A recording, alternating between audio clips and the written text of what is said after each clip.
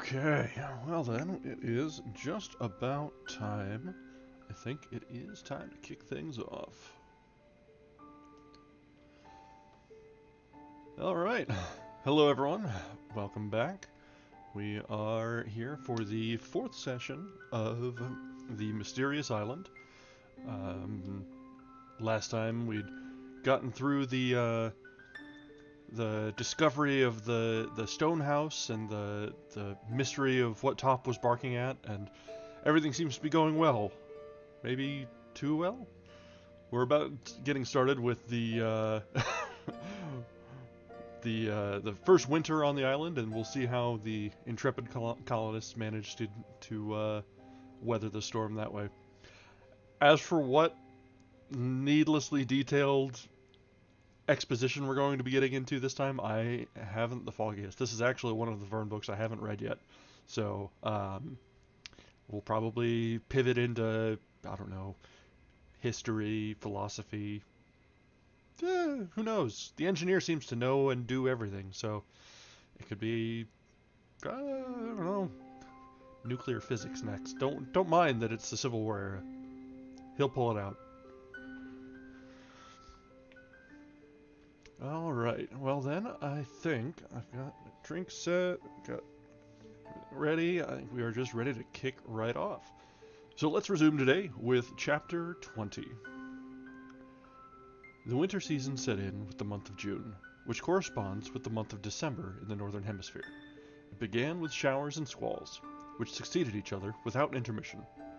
The tenants of Granite House could appreciate the advantages of a dwelling which sheltered them from the inclement weather. The chimneys would have been quite insufficient to protect them against the rigor of winter, and it was to be feared that the high tides would make another interruption. Cyrus Harding had taken precautions against this contingency, so as to preserve as much as possible the forge and furnace which were established there. During the whole of the month of June, the time was employed in different occupations, which excluded neither hunting nor fishing, the larder being, therefore, abundantly supplied. Pencroft, so soon as he had leisure, proposed to set some traps, from which he expected great results. He soon made some snares with creepers, by the aid of which the warren henceforth every day furnished its quota of rodents. Neb employed nearly all his time in salting or smoking meat, which ensured their always having plenty of provisions. The question of clothes was now seriously discussed, the settlers having no other garments than those they wore when the balloon threw them on the island. These clothes were warm and good. They had taken great care of them as well as of their linen, and they were perfectly whole, but they would soon need to be replaced. Moreover, if the winter was severe, the settlers would suffer greatly from cold. On this subject, the ingenuity of Harding was at fault. They must provide for the most pressing wants, settle their dwelling, and lay in a store of food. Thus, the cold might come upon them before the question of clothes had been settled. They must, therefore, make up their minds to pass this first winter without additional clothing. When the fine season came round again, they would regularly hunt those musmons which had been seen on the expedition to Mount Franklin, and the wool once collected, the engineer would know how to make it into strong, warm stuff. How? He would consider. "Well, we are free to roast ourselves at Granite House," said Pencroft. "There are heaps of fuel, and no reason for sparing it." "Besides," added Gideon Spilett, "Lincoln Island is not situated under a very high latitude, and probably the winters here are not severe. Did you not say, Cyrus, that this 35th parallel corresponded to that of Spain in the other hemisphere?" "Doubtless," replied the engineer, "but some winters in Spain are very cold. No want of snow and ice, and perhaps Lincoln Island is just as rigorously tried. However, it is an island, and as such, I hope that the temperature will be more moderate." "Why, Captain?" asked Herbert. "Because the sea, my boy, may be considered as an immense reservoir, and in which is stored the heat of the summer. When winter comes, it restores this heat, which ensures for the regions near the ocean a medium temperature, less high in summer, but less low in winter." "We shall prove that," replied Pencroft, "but I don't want to bother myself about whether it will be cold or not. One thing is certain. That is that the days are already short, and the evenings long. Suppose we talk about the question of light." "Nothing is easier," replied Harding. "To talk about?" asked the sailor. "To settle." "And when shall we begin?" "Tomorrow, by having a seal hunt." "To make candles?" "Yes."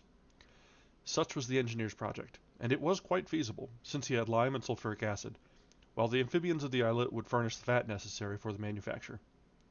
They were now at the 4th of June. It was Whit Sunday, and they agreed to observe this feast. All work was suspended, and prayers were offered to heaven. But these prayers were now thanksgivings. The settlers in Lincoln Island were no longer the miserable castaways on the islet. They asked for nothing more. They gave thanks. The next day, the 5th of June, in rather uncertain weather, they set out for the islet. They had to profit by the low tide to cross the channel, and it was agreed that they would construct, for this purpose, as well as they could, a boat which would render communication so much easier.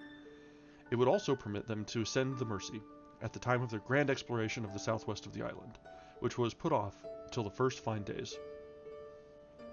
The seals were numerous, and the hunters, armed with their iron-tipped spears, easily killed half a dozen. Neb and Pencroft skinned them, and only brought back to Granite House their fat and skin, this skin being intended for the manufacture of boots. The result of the hunt was this: nearly 300 pounds of fat, all to be employed in the fabrication of candles. The operation was extremely simple, and if it did not yield absolutely perfect results, they were at least very useful. Cyrus Harding would only have had at his disposal sulphuric acid, but by heating this acid with the neutral fatty bodies, he could separate the glycerin.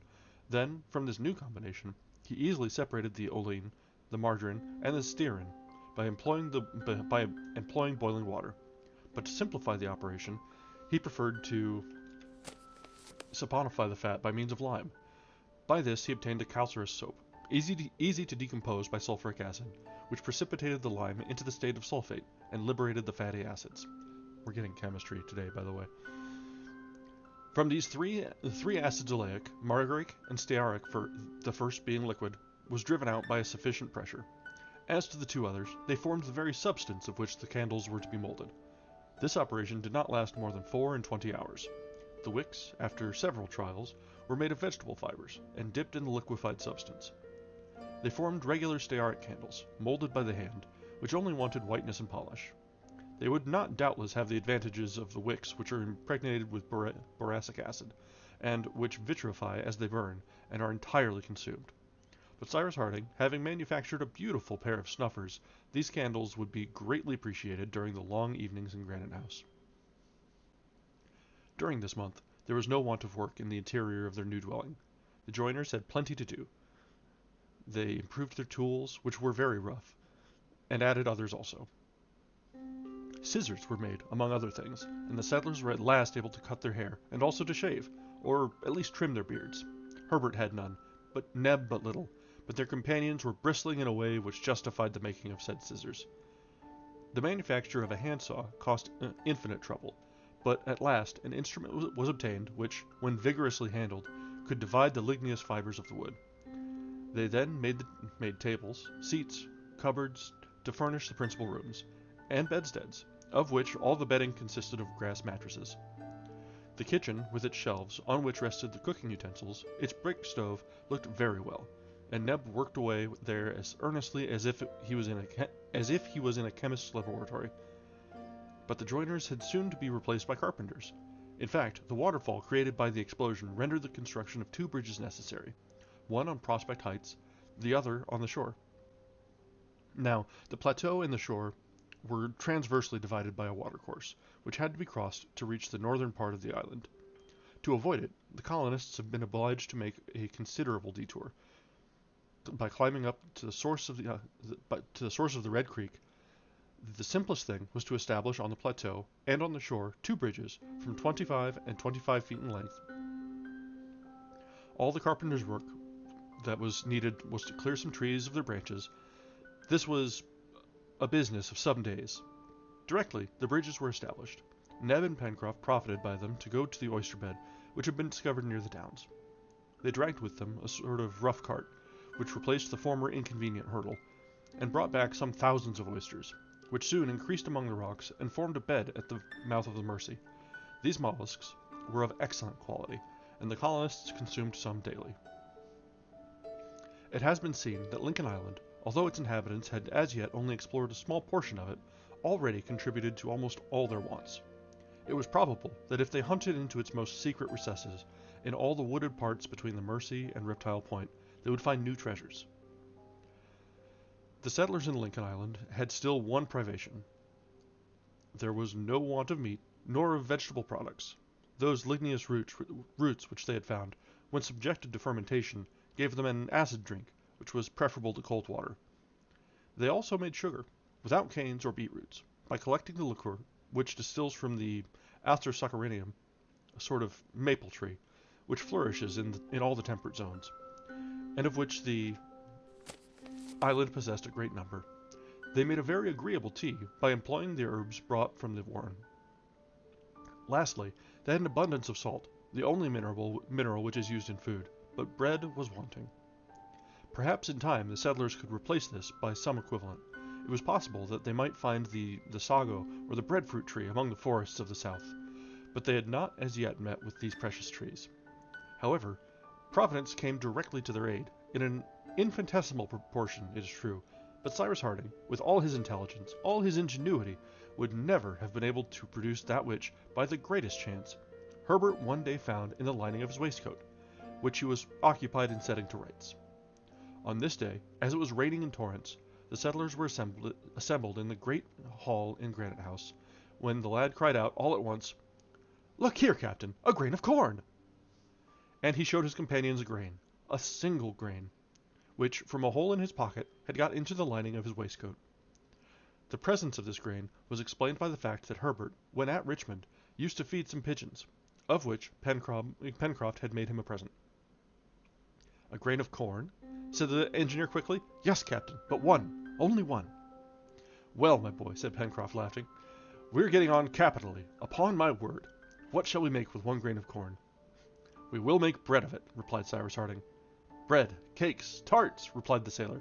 "Come, the bread that this grain of corn will make won't choke us very soon." Herbert, not attaching much importance to his discovery, was going to throw away the grain in question, but Harding took it, examined it, found that it was in good condition, and looking the sailor full in the face, "Pencroft," he asked quietly, Do you know how many ears one grain of corn can produce? One, I suppose, replied the sailor, surprised at the question. 10, Pencroft. And do you know how many grains one ear bears? No, upon my word. About 80, said Cyrus Harding. Then, if we plant this grain, at the first crop we shall reap 800 grains, which at the second will produce 640,000. At the third, 512 millions. At the fourth, more than 400,000 of millions. There is the proportion. I'm not sure I was prepared for math this evening. We'll see. Harding's companions listened without answering. These numbers astonished them. They were exact, however. Yes, my friends, continued the engineer, such are the arithmetical progressions of prolific nature.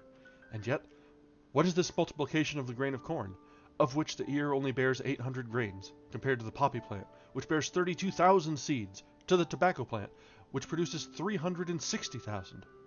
In a few years, without the numerous causes of destruction which arrest their fecundity, these plants would overrun the earth. But the engineer had not finished his lecture. And now, Pencroft, he continued, do you know how many bushels 400,000 millions of grains would make? No, replied the sailor, but what I do know is that I am nothing better than a fool. Well, they would make more than 3 millions at 130,000 a bushel, Pencroft. 3 millions, cried Pencroft. 3 millions. In 4 years? In 4 years, replied Cyrus Harding. And even in 2 years, if, as I hope, in this latitude, we can obtain 2 crops a year. At that, according to his usual custom, Pencroft could not reply otherwise than by a tremendous hurrah. So, Herbert, added the engineer, you have made a discovery of great importance to us. Everything, my friends, everything can serve us in the condition in which we are. Do not forget that, I beg of you. No, Captain, no, we shan't forget it, replied Pencroft. And if ever I find one of those tobacco seeds, which multiply by 360,000, I assure you I won't throw it away. And now, what must we do? We must plant this grain, replied Herbert. Yes, added Gideon Spilett, and with every possible care, for it bears in itself our future harvests. Provided it grows, cried the sailor. It will grow, replied Cyrus Harding. This was the 20th of June. The time was then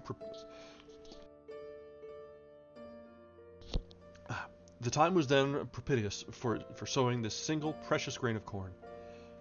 It was first proposed to plant it in a pot, but upon reflection, it was decided to leave it to nature, and confide it to the earth. This was done that very day, and it is needless to add that every precaution was taken that the experiment might succeed. The weather having cleared, the settlers climbed the height above Granite House.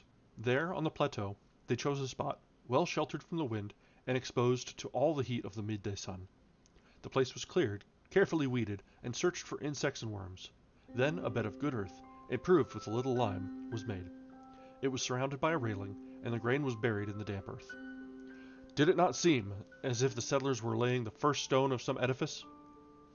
It recalled to Pencroft the day on which he lighted his only match, and all the anxiety of the operation. But this time the thing was more serious. In fact, the castaways would have been always able to produce fire, in some mode or other. But no human power could simply supply another grain of corn, if unfortunately this should be lost. That's the end of chapter 20. And don't you know, they had a bit more good luck. For being castaways and in such dire straits, everything seems to just come up roses. We'll see. We're waiting for the turn, but so far everything's just been very, very pleasant. It's a beach vacation on a secluded getaway. But no, honestly, they've all been very well prepared. It's a wonderful group of people, and they were able to overcome any sort of opportunities or problems. But it's all very serendipitous. All right. So this brings us to chapter 21. From this time, Pencroft did not let a single day pass without going to visit what he gravely called his cornfield. And woe to the insects which dared to venture there. No mercy was shown them. Towards the end of the month of June, after incessant rain, the weather became decidedly colder, and on the 29th, a Fahrenheit thermometer would certainly have announced only 20 degrees above zero. That is considerably below the freezing point. The next day, the 30th of June, the day which corresponds to the 31st of December in the northern year, was a Friday. Neb remarked that the year finished on a bad day, but Pencroft replied that naturally the next would begin on a good one, which was better. At any rate, it commenced by a very severe cold.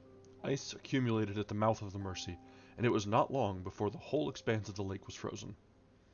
The settlers had frequently been obliged to renew their store of wood. Pencroft also had wisely not waited till the river was frozen, but had brought enormous rafts of wood to their destination. The current was an indefatigable moving power, and it was employed in conveying the floating wood to the moment when the frost enchained it. To the fuel, which was so abundantly supplied by the forest, they added several cartloads of coal, which had to be brought from the foot of the spurs of Mount Franklin. The powerful heat of the coal was greatly appreciated in the low temperature, which, on the 4th of July, fell to 8 degrees of Fahrenheit, that is, 13 degrees below zero. A second fireplace had been established in the dining room, where they all worked together at their different avocations. During this period of cold, Cyrus Harding had great cause to congratulate himself on having brought to Granite House the little stream of water from Lake Grant. Taken below the frozen surface, and conducted through the passage, it preserved its fluidity, and arrived at an interior reservoir which had been hollowed out at the back of the storeroom, while the overflow ran through the well to the sea. About this time, the weather being extremely dry, the colonists, clothed as warmly as possible, resolved to devote a day to the exploration of that part of the island between the Mersey and Claw Cape. It was a wide extent of marshy land, and they would probably find good sport, for water birds ought to swarm there. They reckoned that it would be about 8 or 9 miles to go there, and as much to return, so that the whole of the day would be occupied. As an unknown part of the island was about to be explored, the whole colony took part in the expedition.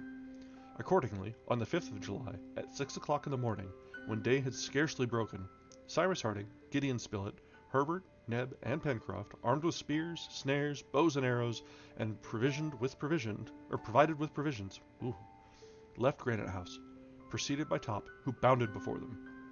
Their shortest way was to cross the Mersey on the ice, which then covered it. But, as the engineer justly observed, that could not take the place of a regular bridge, so the construction of a regular bridge was noted in the list of future works. It was the first time that the settlers had set foot on the right bank of the Mersey, and ventured into the midst of those gigantic and superb conifera that now sprinkled all over with snow. But they had not gone half a mile when from a thicket a whole family of quadrupeds, who had made a home there, disturbed by Top, rushed forth into the open country. "Ah, I should say those are foxes!" cried Herbert, when he saw the troop rapidly decamping. They were foxes, but of a very large size, who uttered a sort of barking, at which Top seemed to be very much astonished, for he stopped short in the chase, and gave the swift animals time to disappear. The dog had reason to be surprised, as he did not know natural history, but, by their barking, these foxes with reddish-gray hair, black tails terminating in a white tuft, had betrayed their origin. So Herbert was able, without hesitating, to give them their real name of Arctic foxes. They are frequently met with in Chile, in the Falkland Islands, and in all parts of America traversed by the 30th and 40th parallels. Herbert much regretted that Top had not been able to catch one of these carnivora. "Are they good to eat?" asked Pencroft, who only regarded the representatives of the fauna in the island from one special point of view. "No," replied Herbert, "but zoologists have not yet found out if the eye of these foxes is diurnal or nocturnal, or whether it is correct to class them in the genus dog, properly so called." Harding could not help smiling on hearing the lad's reflection, which showed a thoughtful mind. As to the sailor, from the moment when he found that the foxes were not classed in the genus eatable, they were nothing to him. However, when a poultry yard was established at Granite House, he observed that it would be best to take some precautions against a probable visit from these four-legged plunderers, and no one disputed this. After having turned the point, the settlers saw a long beach washed by the open sea. It was then 8 o'clock in the morning. The sky was very clear, as it often is after prolonged cold, but warmed by their walk, neither Harding nor his companions felt the sharpness of the atmosphere too severely. Besides, there was no wind, which made it much more bearable. A brilliant sun, but without any calorific action, was just issuing from the ocean. The air was as tranquil and blue as that of a Mediterranean Gulf, when the sky is clear. Claw Cape, bent in the form of a yatagan, tapered away nearly 4 miles to the southeast. To the left, the edge of the marsh was abruptly ended by a little point. Certainly, in this part of Union Bay, which nothing sheltered from the open sea, not even a sandbank, ships, beaten by the east winds, would have found no shelter. They perceived by the tranquility of the sea, in which no shallows troubled the waters, by its uniform color, which was stained by no yellow shades, by the absence of even a reef, that the coast was steep, and that the ocean there covered a deep abyss.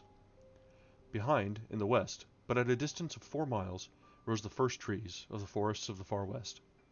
They might have believed themselves to be on the desolate coast of some island in the Antarctic regions, which the ice had invaded.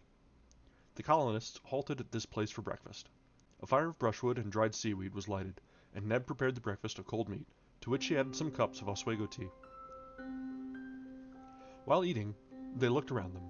This part of Lincoln Island was very sterile, and contrasted with all the western part.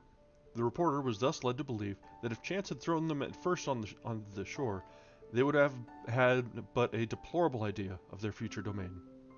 "I believe that we should not have been able to reach it," replied the engineer, "for the sea is deep, and there is not a rock on which we could have taken refuge. Before Granite House, at least, there were sandbanks, an islet, which multiplied our chances of safety. Here, nothing but the depths." "It is singular enough," replied Spilett, "that this comparatively small island should present such varied ground. This diversity of aspect, logically, only belongs to continents of a certain extent. One would really say that the western part of Lincoln Island, so rich and so fertile, is washed by the warm waters of the Gulf of Mexico, and that its shores to the north and the southeast extend over a sort of Arctic Sea." "You are right, my dear Spilett," replied Cyrus Harding. "I have also observed this. I think the form, and also the nature of this island strange. It is a summary of all the aspects which a continent presents, and I should not be surprised if it was a continent formerly." "What, a continent in the middle of the Pacific?" cried Pencroft. "Why not?" replied Cyrus Harding. "Why should not Australia, New Ireland, Australasia, united to the archipelagos of the Pacific, have once formed a sixth part of the world, as important as Europe or Asia, as Africa or the two Americas? To my mind, it is quite possible that all these islands, emerging from this vast ocean, are but the summits of a continent now submerged, but which was above the waters at prehistoric period." "As the Atlantis was formerly," replied Herbert. "Yes, my boy, if, however, it existed." "And would Lincoln Island have been a part of that continent?" asked Pencroft. "It is probable," replied Cyrus Harding, "and that would sufficiently explain the variety of productions which are seen on its surface." "And the great number of animals which still inhabit it," added Herbert. "Yes, my boy," replied the engineer, "and you furnish me with an argument to support my theory. It is certain that after what we have seen, the animals are numerous in this island, and what is more strange, that the species are extremely varied. There is a reason for that, and to me it is that Lincoln Island may have formerly been a part of some vast continent, which had gradually sunk below the Pacific." "Then, some fine day," said Pencroft, who did not appear to be entirely convinced, "the rest of this ancient continent may disappear in its turn, and there will be nothing between America and Asia." "Yes," replied Harding, "there will be new continents, which millions and millions of animalculae are building at this moment." "And what are these masons?" asked Pencroft. "Coral insects," replied Cyrus Harding. "By constant work, they made the island of Clermont-Tonnerre, and numerous other coral islands in the Pacific Ocean. 47 millions of these insects are needed to weigh a grain, and yet, with the sea salt they absorb, the solid elements of water which they assimilate, these animalculae produce limestone, and this limestone forms enormous submarine erections, of which the hardness and solidity equal granite. Formerly, at the first periods of creation, nature, employing fire, heaved up the land, but now she entrusts to these microscopic creatures the task of replacing this agent, of which the dynamic power in the interior of the globe has evidently diminished, which is proved by the number of volcanoes on the surface of the earth, now actually extinct, and I believe that centuries succeeding to centuries, and insects to insects, this Pacific may one day be changed into a vast continent, which new generations will inhabit and civilize in their turn. That will take a long time, said Pencroft. Nature has time for it, replied the engineer. But what would be the use of new continents? Asked Herbert. It appears to me that the present extent of habitable countries is sufficient for humanity, yet nature does nothing uselessly. Nothing uselessly, certainly, replied the engineer, but this is how the necessity of new continents for the future, and exactly on the tropical zone occupied by the coral islands, may be explained. At least, to me, this explanation appears plausible. We are listening, Captain, said Herbert. This is my idea. Philosophers generally admit that someday our globe will end, or rather that animal and vegetable life will no longer be possible, because of the intense cold to which it will be subjected. What they are not agreed upon is the cause of this cold. Some think that it will arise from the falling of the temperature, which the sun will experience after millions of years. Others from the gradual extinction of the fires in the interior of our globe, which have a greater influence on it than is generally supposed. I hold to this last hypothesis, grounding it on the fact that the moon is really a cold star, which is no longer habitable. Although the sun continues to throw on its surface the same amount of heat, if then the moon has become cold, it is because the interior fires to which, as do all the stars of the stellar world, it owes its origin, are completely extinct. Lastly, whatever may be the cause, our globe will become cold someday, but this cold will only operate gradually. What will happen then? The temperate zones, at a more or less distant period, will not be more habitable than the polar regions now are.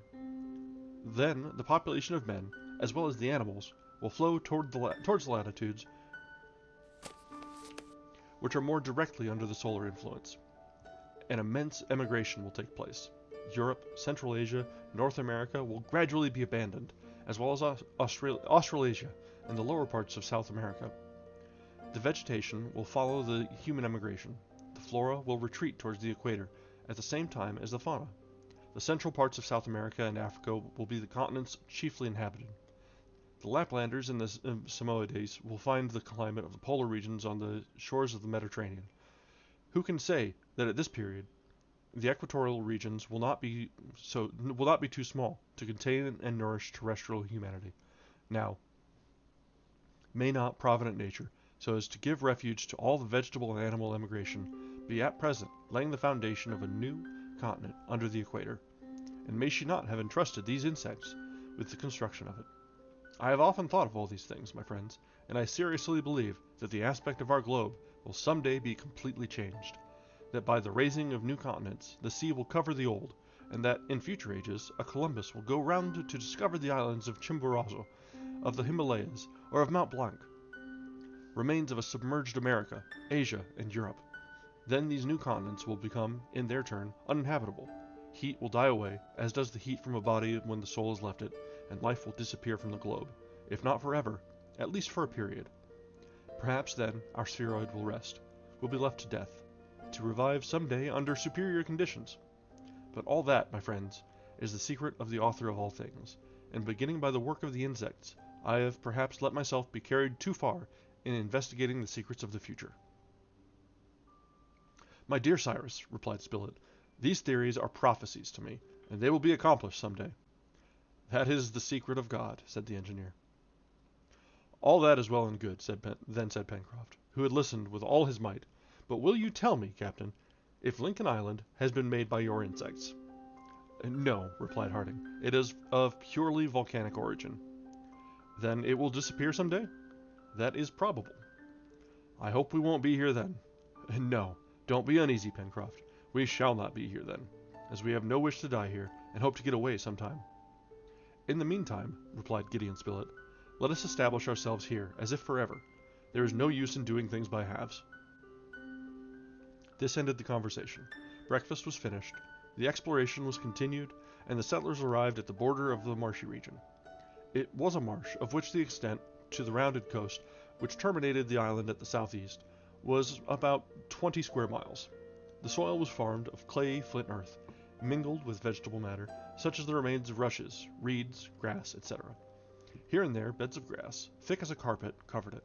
In many places, icy pools sparkled in the sun. Neither rain nor any river, increased by a sudden swelling, could supply these ponds. They therefore naturally concluded that the marsh was fed by the infiltrations of the soil, and it was really so.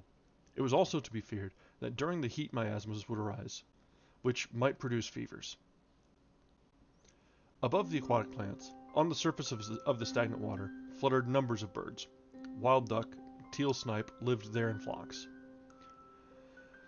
and those fearless birds allowed themselves to be easily approached. One shot from a gun would certainly have brought down some dozen of the birds. They were so close together. The explorers were, however, obliged to content themselves with bows and arrows. The result was less, but the silent arrow had the advantage of not frightening the birds, while the noise of firearms would have dispersed them to all parts of the marsh. The hunters were satisfied, for this time, with a dozen ducks, which had white bodies and a band of cinnamon, a green head, wings black, white and red, and a flattened beak. Herbert called them tatterns. Top helped in the capture of these birds, whose name was given to this marshy part of the island. The settlers had here an abundant reserve of aquatic game. At some future time, they meant to explore it more carefully, and it was probable that some of the birds there might be domesticated, or at least brought to the shores of the lake, so that they would be more within their reach. About 5 o'clock in the evening, Cyrus Harding and his companions retraced their steps to their dwelling by traversing Tadorn's fens, and crossed the Mersey on the ice bridge. At 8 in the evening, they all entered Granite House. And this is the end of chapter 21.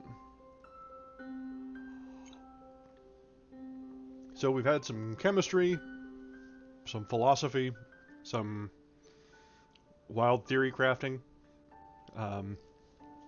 It's interesting to see the point of view of a period intellectual of what the future might hold. At this point, it seems like Harding is sort of Verne's mouthpiece for putting out what his idea for the future might be, and the correlations of like Atlantis to the growing of the Pacific, and the trying to explain how the coral is raising continents. At this point, I think at this point they hadn't really understood or had determined what like the tectonic forces were and the actual raising of continents and the action thereof. So this is an interesting idea, and how to scientifically approach it, but also still bordering on the spiritual, because they're mentioning God and saying how it's all in plan, but then he's also trying to explain the physical science of what could be coming through. So yeah, it's really interesting. It's all nonsense, we all know, but it's all well thought out and trying to explain a future that was well beyond even imagination. And in the mirror, it's actually kind of interesting to look at it from the aspect of right now.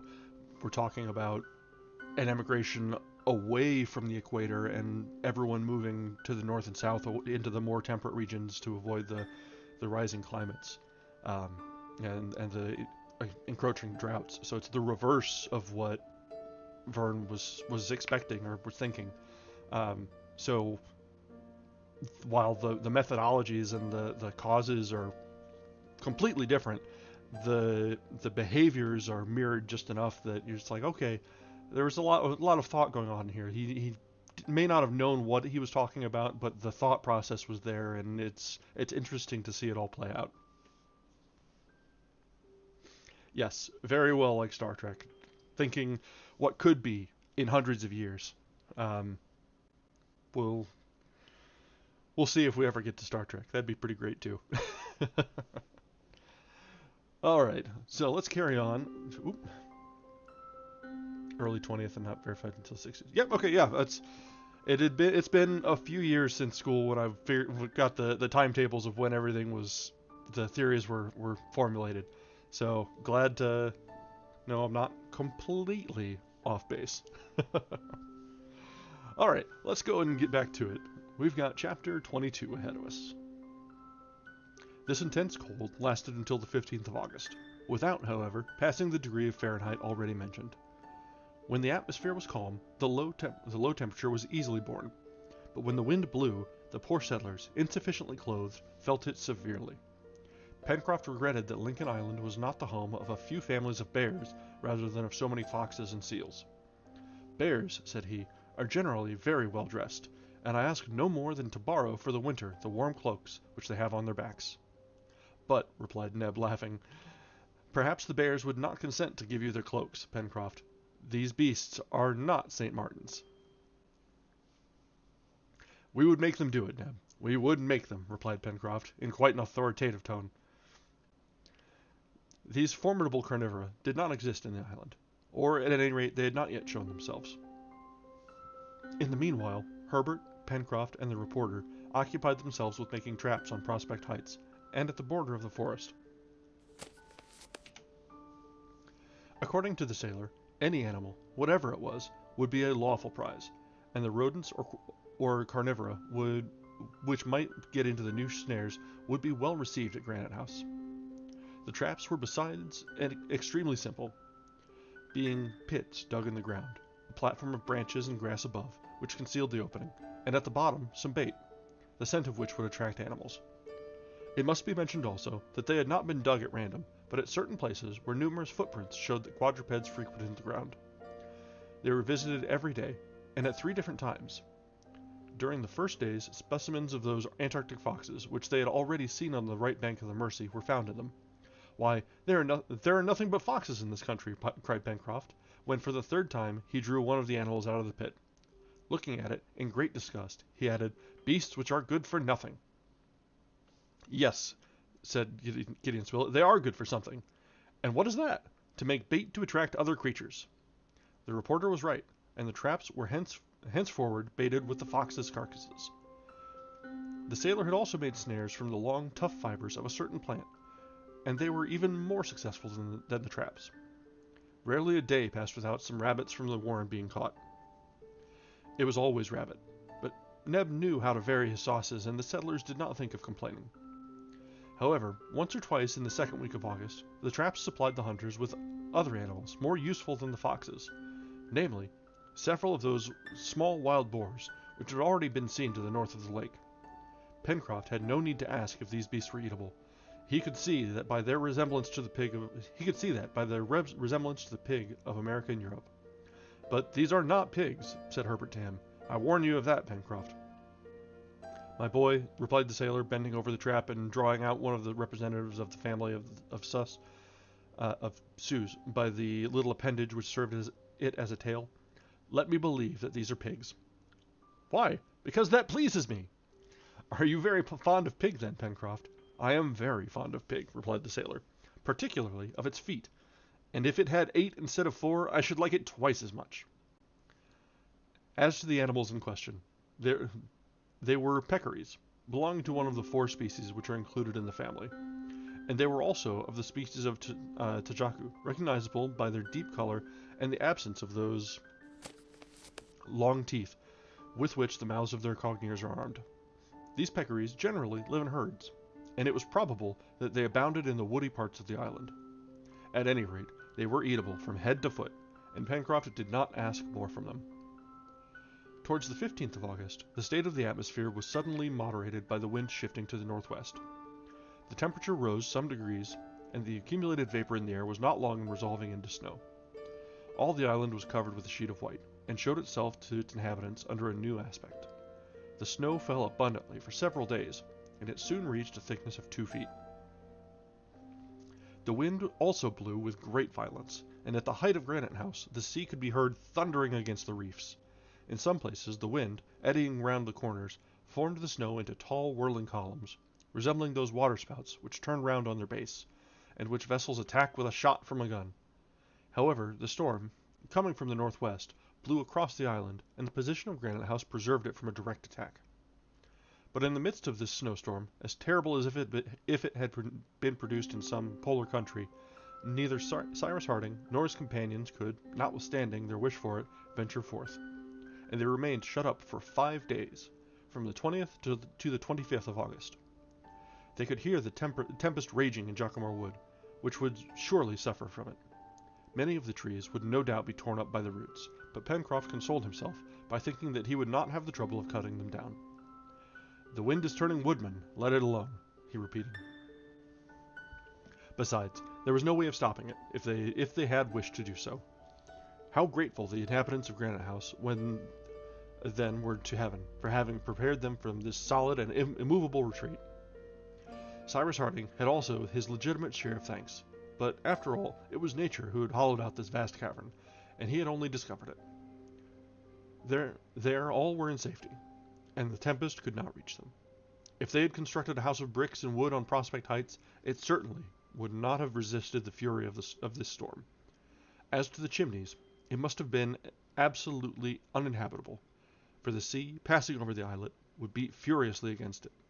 But here, in Granite House, in the middle of a solid mass over which neither the sea nor air had any influence, there was nothing to fear. During these days of seclusion, the settlers did not remain inactive. There was no want of wood, cut up into planks in the storeroom, and little by little they completed their furnishing, constructing the most solid of tables and chairs, for material was not spared. Neb and Pencroft were very proud of this rather heavy furniture, which they would not have changed on any account. Then the carpenters became basket makers, and they did not succeed badly in this new manufacture. At the point of the lake, which projected to the north, they had discovered an osier bed in which grew a large number of purple osiers. Before the rainy season, Pencroft and Herbert had cut down these useful shrubs, and their branches, well prepared, could now be effectively employed. The first attempts were somewhat crude, but in consequence of the cleverness and intelligence of the workmen, by consulting and recalling the models which they had seen, and by emulating each other, the possessions of the colony were soon increased by several baskets of different sizes. The storeroom was provided with them, and in special baskets Neb placed his collection of rhizomes, stone pine almonds, etc. During the last week of the month of August, the weather moderated again. The temperature fell a little, and the tempest abated. The colonists sallied out directly. There was certainly 2 feet of snow on the shore, but they were able to walk without much difficulty on the hardened surface. Cyrus Harding and his companions climbed Prospect Heights. What a change! The woods, which had left green, especially in the part at which the firs predominated, had disappeared under a uniform color. All was white, from the summit of Mount Franklin to the shore. The forests, the plains, the lake, the river, the waters of the Mersey flowed under a roof of ice, which, at each rising and ebbing of the tide, broke up with loud crashes. Numerous birds fluttered over the frozen surface of the lake. Ducks and snipe, teal and guillemots were assembled in thousands. The rocks among which the cascade flowed were bristling with icicles. One might have said that the water escaped by a monstrous gargoyle, shaped with all the imagination of an artist of the Renaissance. As to the damage caused by the storm in the forest, that could not yet be ascertained. They would have to wait till the snowy covering was dissipated.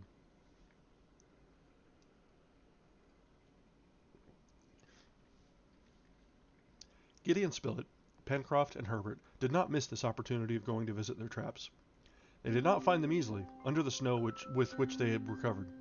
They had also had to be careful not to fall into one or other of them, which would have been both dangerous and humiliating, to be taken in their own snares. But happily, they avoided this unpleasantness, and found their traps perfectly intact.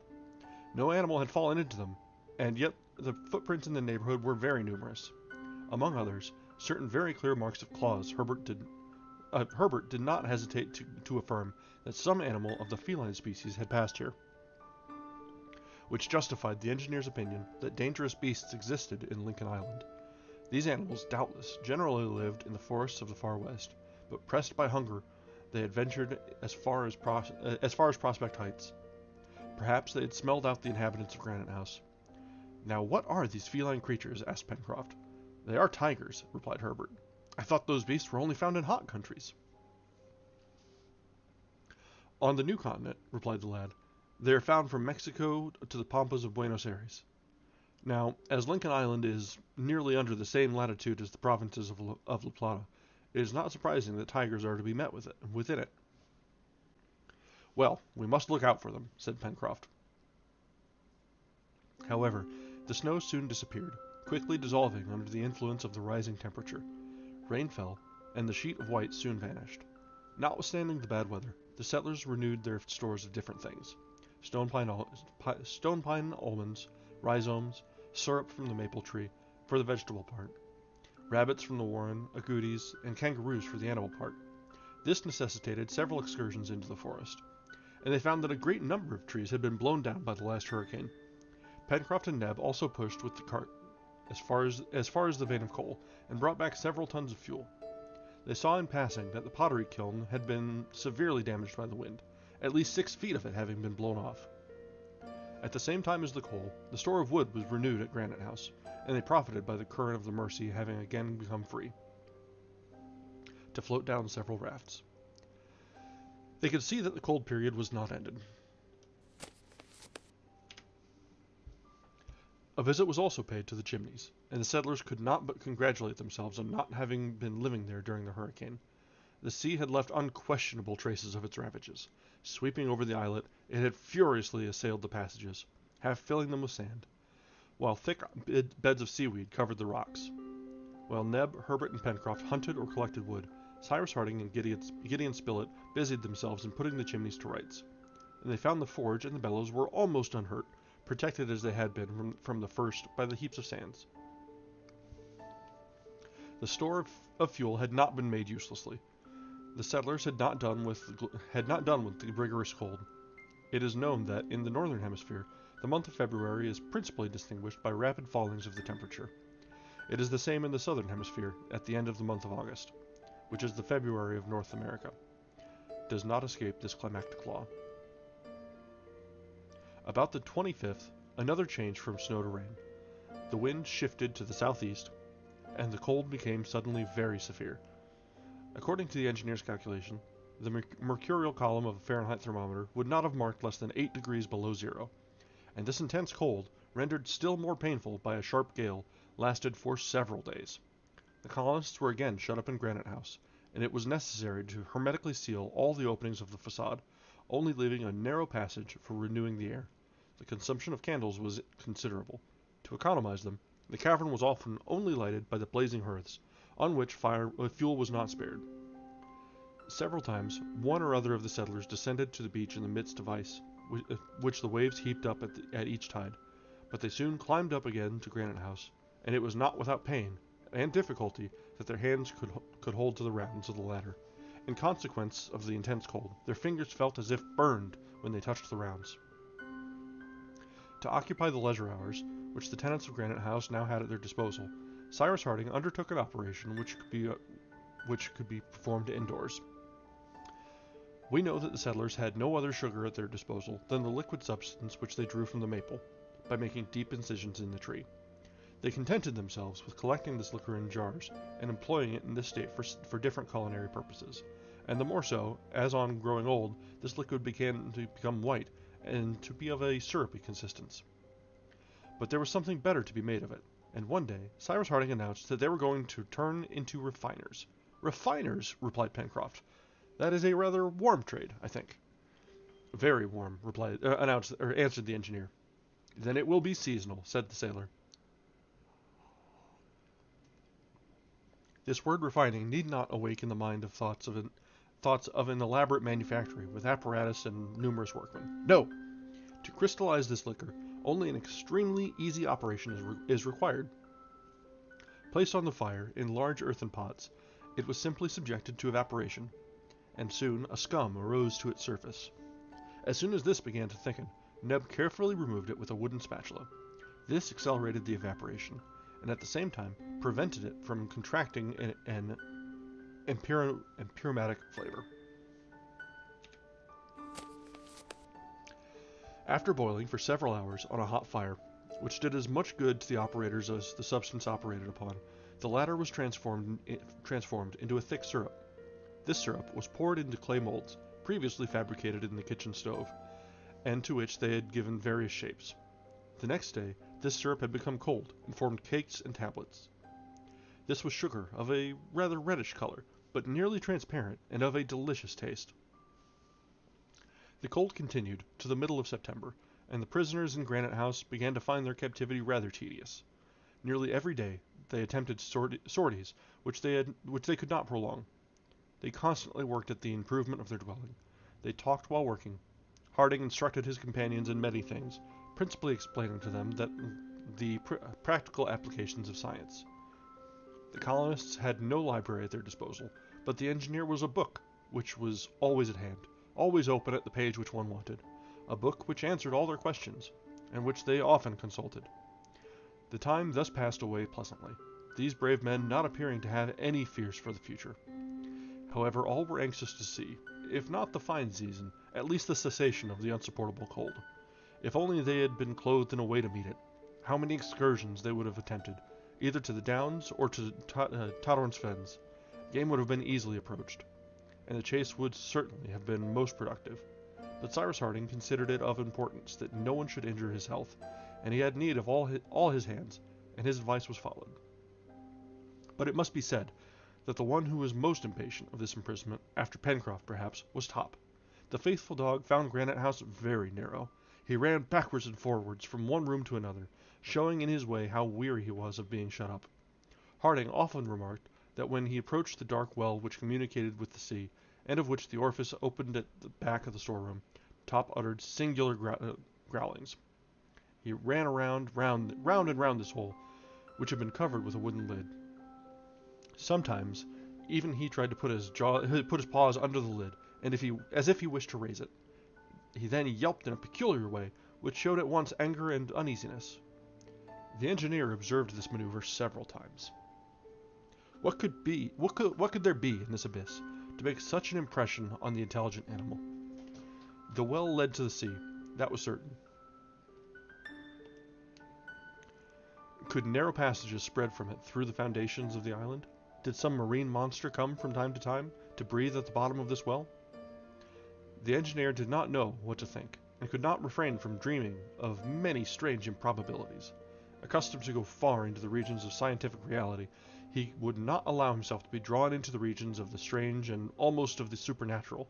But yet, how to explain why Top, one of those sensible dogs who never waste their time in barking at the moon, should persist in trying with scent and hearing to fathom this abyss? If there was nothing there to cause his uneasiness. Top's conduct puzzled Cyrus Harding even more than he cared to acknowledge to himself. At all events, the engineer only communicated his impressions to Gideon Spilett, for he thought it was useless to explain to his companions the suspicions which arose from what perhaps was only Top's fancy. At last the cold ceased. There had been rain, squalls mingled with snow, hailstorms, gusts of winds, but these inclemencies did not last. The ice melted, the snow disappeared, the shore, the plateau, the banks of the Mersey, the forests, again became practicable. This return of spring delighted the tenants of Granite House, and they soon only passed in it the hours necessary for eating and sleeping.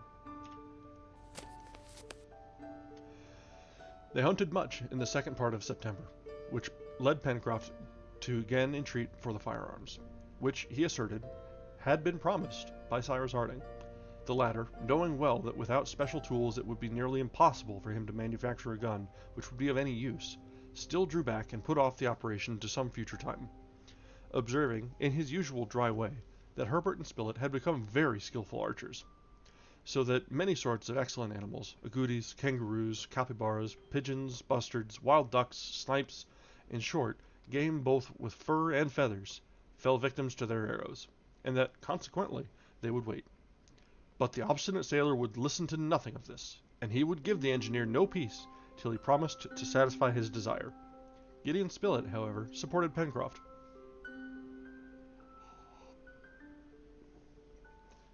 If, which may be doubted, said he, the island is inhabited by wild beasts, we must think how to fight with and exterminate them. A time may come when this will be our first duty.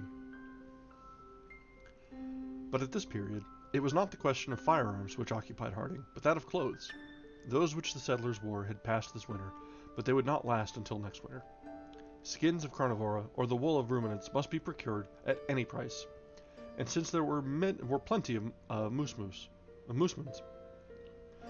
it was agreed to consult on the means of forming a flock, which might be brought up for the use of the colony, an enclosure for the domestic animals, a poultry yard for the birds, in a word, to establish a sort of farm in the island. Such were the two important projects for the fine season. In consequence, and in view of these future establishments, it became of much importance that they should penetrate into all the yet unknown parts of Lincoln Island. that is to say, through the thick forest which extended on the right bank of the Mersey, from its mouth to the extremity of the Serpentine Peninsula, as well as on the whole of the western side. But this needed settled weather, and a month must pass before this exploration could be profitably undertaken. They therefore waited with some impatience, when an incident occurred which increased the desire the settlers had to visit the whole of their domain. It was the 24th of October. On this day, Pencroft had gone to visit his traps, which he always kept properly baited. In one of them he found 3 animals, which could be very welcome for the larder. They were a female peccary and her 2 young ones. Pencroft then returned to Granite House, enchanted with his capture, and, as usual, he made a great show of his game. "Come, we shall have a grand feast, Captain," he exclaimed, "and you too, Mr. Spilett, you will eat some." "I shall be very happy," replied the reporter, "but what is it that I am going to eat?" "Suckling pig." "Oh, indeed, suckling pig, Pencroft. To hear you, I thought you were bringing back a young partridge stuffed with truffles." "What!" cried Pencroft.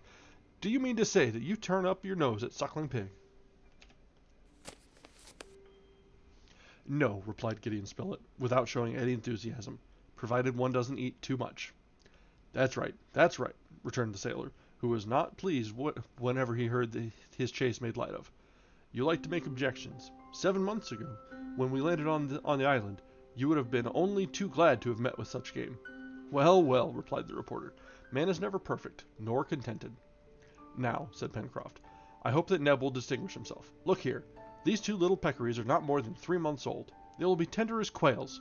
Come along, Neb, come. I will look after the cooking myself." And the sailor, followed by Neb, entered the kitchens, where they were soon absorbed in their culinary labors. They were allowed to do it in their own way. Neb, therefore, prepared a magnificent repast: the 2 little peccaries, kangaroo soup, a smoked ham, stone pine almonds, Oswego tea, in fact, all the best that they had. But among all the dishes figured in the first rank the savory peccaries. At 5 o'clock dinner was served in the dining room of Granite House. The kangaroo soup was smoking on the table. They found it excellent. To the soup succeeded the peccaries, which Pencroft insisted on carving himself, and of which he served out monstrous portions to each one of the guests. These suckling pigs were really delicious, and Pencroft was devouring his share with great gusto, when all at once a cry and an oath escaped him. The matter is that I have just broken a tooth," replied the sailor. "What, are there pebbles in your peccaries?" "I suppose so," replied Pencroft, drawing from his lips the object which had cost him a grinder. It was not a pebble, it was a leaden bullet. That is the end of part 1 of the book, and the end of that last chapter. And that is a bit of a twist there.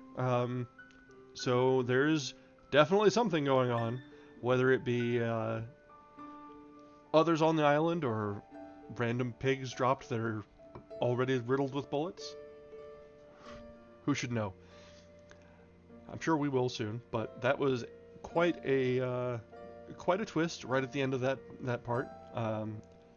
That is a good time to take a quick break. I'll get some more to drink, and we'll probably get through a couple chapters of this.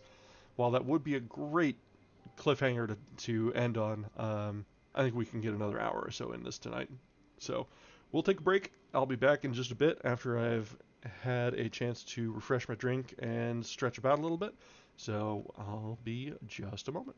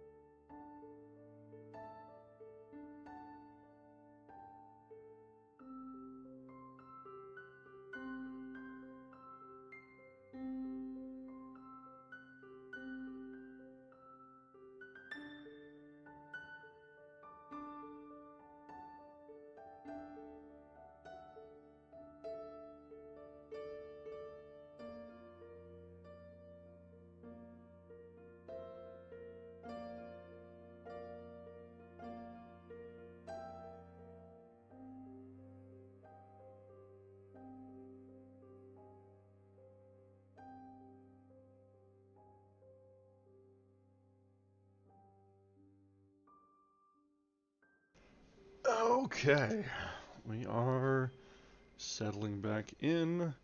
Zoe's giving me an earful. We are just about ready to kick back off. And yeah, you're right. I'm reasonably certain that Lost drew a lot of inspiration from this. So it's there's a lot of similarities. So we'll see as more and more come. We've had the big twist, so now we'll start to see probably some more action as things come along, and more frenetic activity from the colonists as they try and figure out, are they actually alone here? If they aren't, what's going on?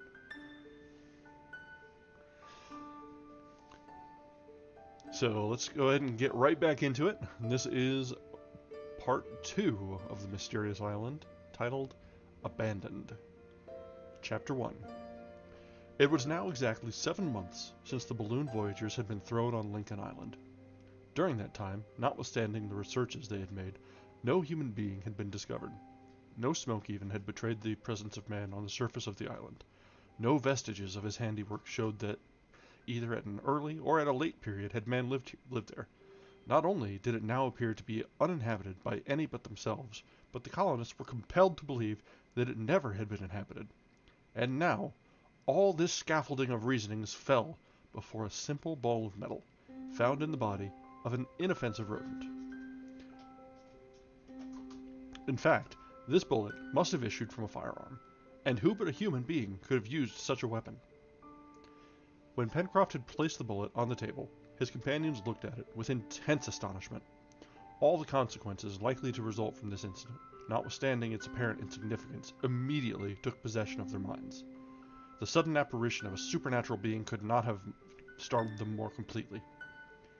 Cyrus Harding did not hesitate to give utterance to the suggestions which this fact, at once surprising and unexpected, could not fail to raise in his mind.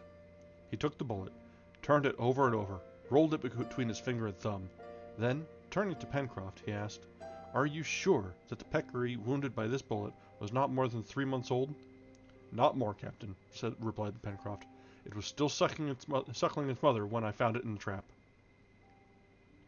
"Well," said the engineer, "that proves that within 3 months a gunshot was fired at Lincoln Island, and that a bullet," added Gideon Spilett, "wounded, though not mortally, this little animal." "That is unquestionable," said Cyrus Harding, "and these are the deductions which must be drawn from this incident: that the island was inhabited before our arrival, or that men have landed here within 3 months.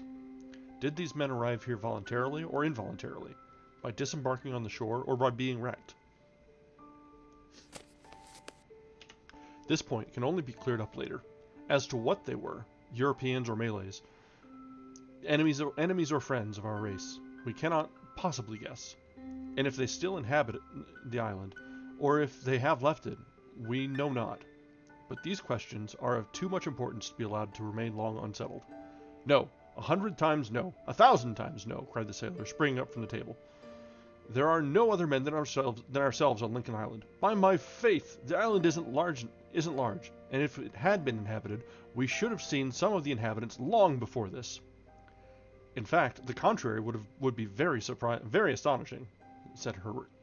"But it would be much more astonishing, I should think," observed the reporter, "if this peccary had been born with a bullet in its side."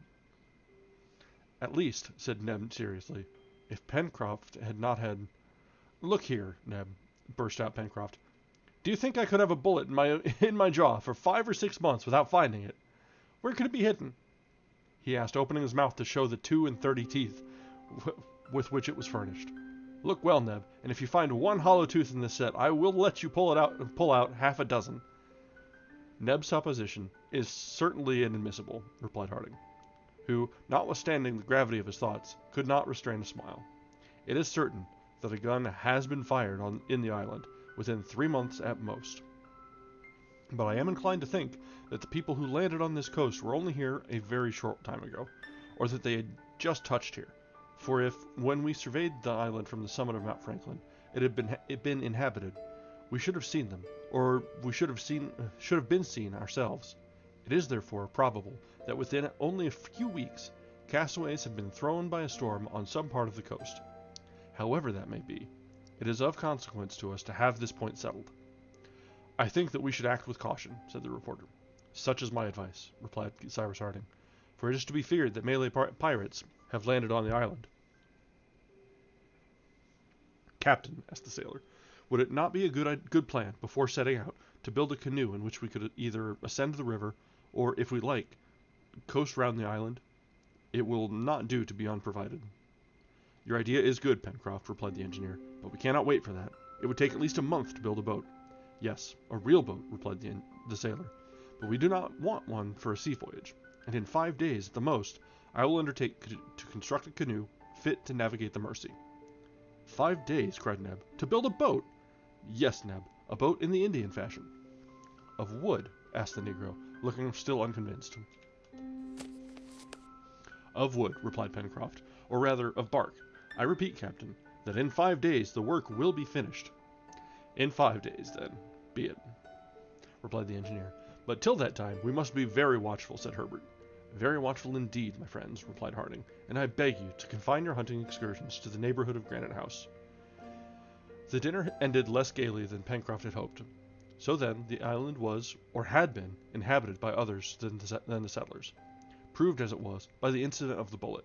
It was hereafter an unquestionable fact, and such a discovery could not but cause great uneasiness among the colonists. Cyrus Harding and Gideon Spilett, before sleeping, conversed long about the matter. They asked themselves if by chance this incident might not have some connection with the inexplicable way in which the engineer had been saved, and the other peculiar circumstances which had struck them at different times. However, Cyrus Harding, after having discussed the pros and cons of the question, ended by saying, "In short, would you like to know my opinion, my dear Spilett?" "Yes, Cyrus." "Well then, it is this. However minutely we explore the island, we shall find nothing." The next day, Pencroft set to work. He did not mean to build a boat with boards and planking, but simply a flat-bottomed canoe, which would be well suited for navigating the Mersey, above all for approaching its source, where the water would naturally be shallow. Pieces of bark, fastened to one to the other, would form a light boat, and in case of natural obstacles, which would render a portage necessary, it would be easily carried. Pencroft intended to secure the pieces of bark by means of nails to ensure the canoe being watertight. It was first necessary to select the trees which would afford a strong and supple bark for the work. Now, the last storm had brought down a number of large birch trees, the bark of which would be perfectly suited for their purpose. Some of these trees lay on the ground, and they had only to be barked, which was the most difficult thing of all, owing to the imperfect tools which the settlers possessed. However, they overcame all difficulties. While the sailor, seconded by the engineer, thus occupied himself without losing an hour, Gideon Spilett and Herbert were not idle. They were made purveyors to the colony. The reporter could not but admire the boy, who had acquired great skill in handling the bow and spear. Herbert also showed great courage, and much of that presence of mind which may justly be called the reasoning of bravery. These two companions of the chase, remembering Cyrus Harding's recommendations, did not go beyond a radius of 2 miles round Granite House, but the borders of the forest furnished a sufficient tribute of agoutis, capybaras, kangaroos, peccaries, etc., and if the result from the traps was less than during the cold, still the warren yielded its accustomed quota, which might have fed all the colony in Lincoln Island. Often, during these excursions, Herbert talked with Gideon Spilett on the incident of the bullet, and the deductions which the engineer drew from it. And one day, it was the 26th of October, he said, "But, Mr. Spilett, do you not think it very extraordinary that, if any castaways have landed on the island, they have not yet shown themselves near Granite House?" "Very astonishing if they are still here," replied the reporter, "but not astonishing at all if they are here no longer." "So you think these people have already quitted the island?" returned Herbert. "It is more than probable, my boy, for if their stay was prolonged, and above all, if they were still here, some accident would have at last betrayed their presence." "But if they were able to go away," observed the lad, "they could not have been castaways." "No, Herbert, or, at least, they were what might be called provisional castaways. It is very possible that a storm may have driven them to the island without destroying their vessel, and that, the storm over, they went away again." "I must acknowledge one thing," said Herbert. "It is that Captain Harding appears to fear rather than desire the presence of human beings on our island." "In short," responded the reporter, "there are only Malays who frequent these seas, and those fellows are ruffians which it is best to avoid." It is not impossible, Mr. Spilett," said Herbert, "that some day or other we may find traces of their landing." "I do not say so, my boy. A deserted camp, the ashes of a fire, would put us on the track, and this is what we will look for in our next expedition."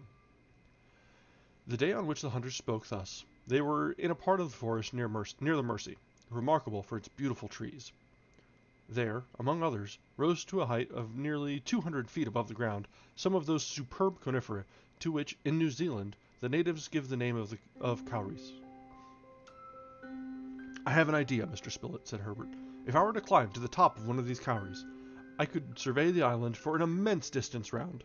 "The idea is good," replied the reporter, "but could you climb to the top of those giants?" "I can at least try," replied Herbert. The light and active boy then sprang on the first branches, the arrangement of which made the ascent of the kauri easy, and in a few minutes he arrived at the summit, which emerged from the immense plain of verdure. From this elevated situation, his gaze extended over all the southern portion of the island, from Claw Cape on the southeast to Reptile End on the southwest. To the northwest rose Mount Franklin, which concealed a great part of the horizon. But Herbert, from the height of his observatory, could examine all the yet unknown portion of the island, which might have given shelter to the strangers whose presence they suspected. The lad looked attentively. There was nothing in sight on the sea, not a sail, neither on the horizon nor near the island. However, as the bank of the trees hid the shore, it was possible that a vessel, especially if deprived of her masts, might lie close to the land and thus be invisible to Herbert. Neither in the forests of the far west was anything to be seen. The wood formed an impenetrable screen, measuring several square miles, without a break or an opening. It was impossible even to follow the course of the Mercy, or to ascertain in what part of the mountains it took its source. Perhaps other creeks also ran towards the west, but they could not be seen. But at last, if all indication of an encampment escaped Herbert's sight, could he not even catch a glimpse of smoke, the faintest sight of which would be easily discernible in the pure atmosphere? For an instant, Herbert thought he could perceive a slight smoke in the west, but a more attentive examination showed that he was mistaken. He strained his eyes in every direction, and his sight was excellent. No, decidedly there was nothing there. Herbert descended to the foot of the kauri, and the two sportsmen returned to Granite House. There, Cyrus Harding listened to the lad's account, shook his head, and said nothing. It was very evident that no decided opinion could be pronounced on this question until after a complete exploration of the island.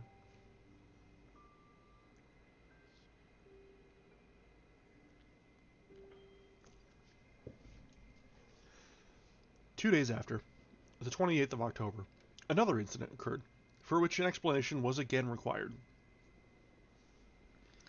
While strolling along the shore, about 2 miles from Granite House, Herbert and Neb were fortunate enough to capture a magnificent specimen of the order of Chelonia. It was a turtle of the species Midas, the edible green turtle, so called from the color of its shell and fat. Herbert caught sight of this turtle as it was crawling among the rocks to reach the sea. "Help, Neb, help!" he cried. Neb ran up. "What a fine animal," said Neb, "but how are we to catch it?" "Nothing is easier, Neb," replied Herbert. "We have only to turn the turtle on its back, and it cannot possibly get away. Take your spear and do as I do." The reptile, aware of danger, had retired between its carapace and plastron. They no longer saw its head or feet, and it was motionless as a rock. Herbert and Neb then drove their sticks underneath the animal, and by their united efforts managed, without difficulty, to turn it on its back. The turtle, which was 3 feet in length, would have weighed at least 400 pounds. "Capital!" cried Neb. "This is something which will rejoice friend Pencroft's heart." In fact, the heart of friend Pencroft could not fail to be rejoiced, for the flesh of the turtle, which feeds on rat grass, is extremely savory. At this moment the creature's head could be seen, which was small, flat, but widened behind by the large temporal fossa hidden under the long roof. "And now, what shall we do with our prize?" said Neb. "We can't drag it to Granite House." "Leave it here, since it cannot turn over," replied Herbert, "and we will come back with the cart to fetch it. That is the best plan."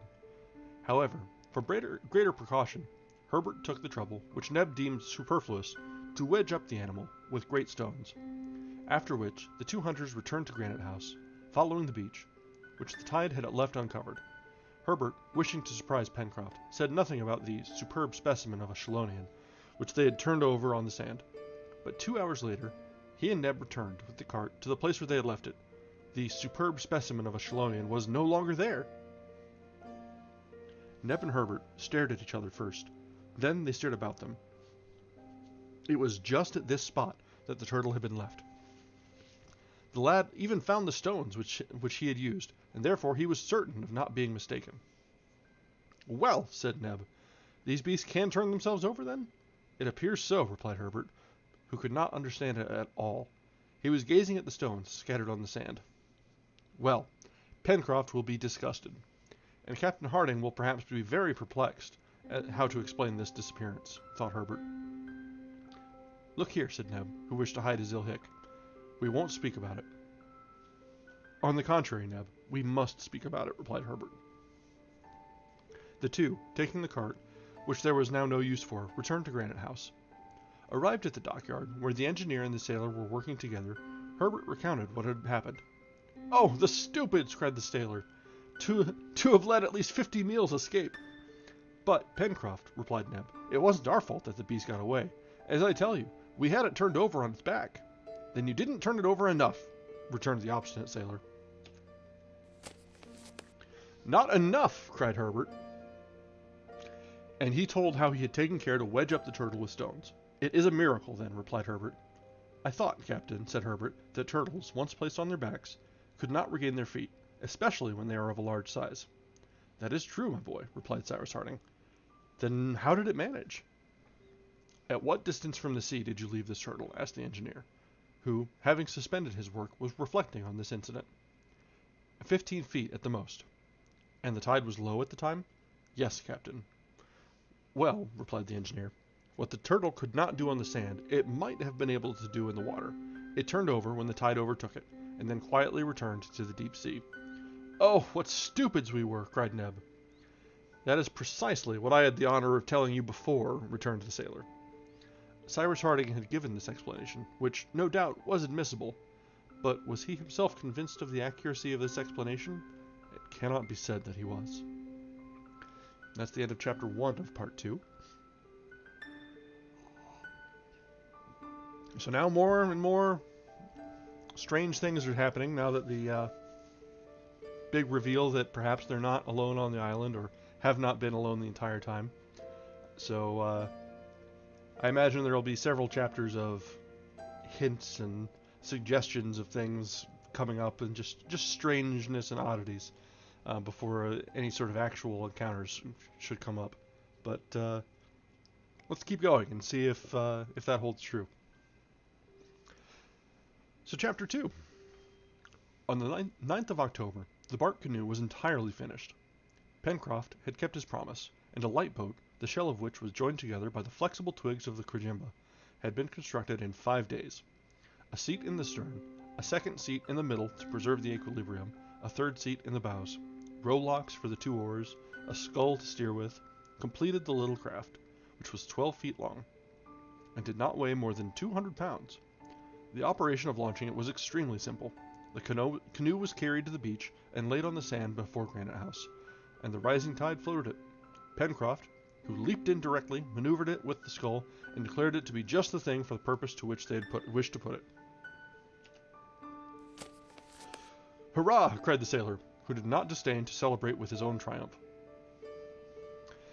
"With this we can go round the world?" asked Gideon Spilett. "No, the island. Some stones for ballast, a mast and a sail, which the captain will make for us some day, and we shall go splendidly."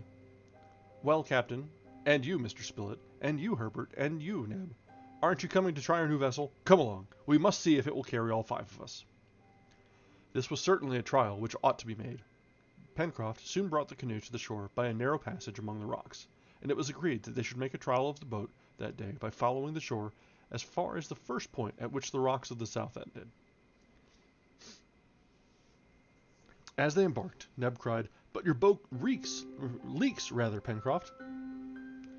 "That's nothing, Neb," replied the sailor. "The wood will get seasoned. In 2 days there won't be a single leak, and our boat will have no more water in her than there is in the stomach of a drunkard. Jump in!" They were soon all seated, and Pencroft shove off. The weather was magnificent, the sea as calm as if its waters were contained within the narrow limits of a lake.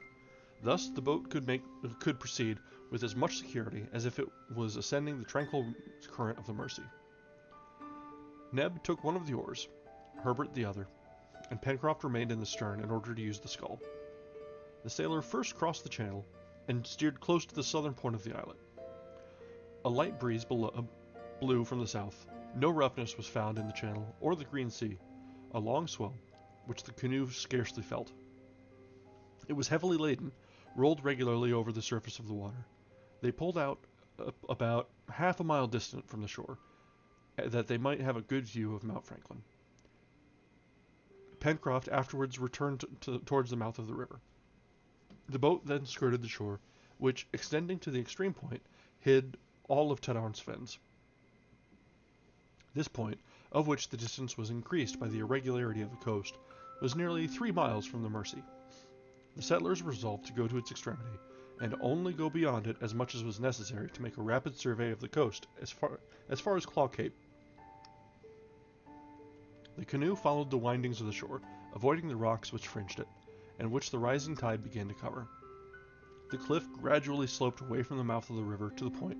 This was formed of granite rocks, capriciously distributed, very different from the cliff at Prospect Heights, and of an extremely wild aspect. It might have been said that an immense cartload of rocks had been emptied out there.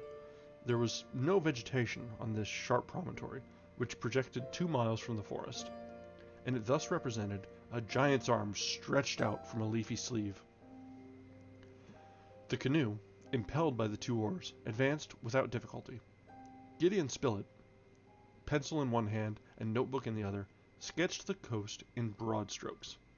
Neb, Herbert, and Pencroft chatted while examining this part of their domain, which was new to them, and in proportion as the canoe proceeded towards the south, the 2 Mandible Capes appeared to move and surround Union Bay more closely. As to Cyrus Harding, he did not speak. He simply gazed, and by the mistrust which his look expressed, it appeared that he was examining some strange country.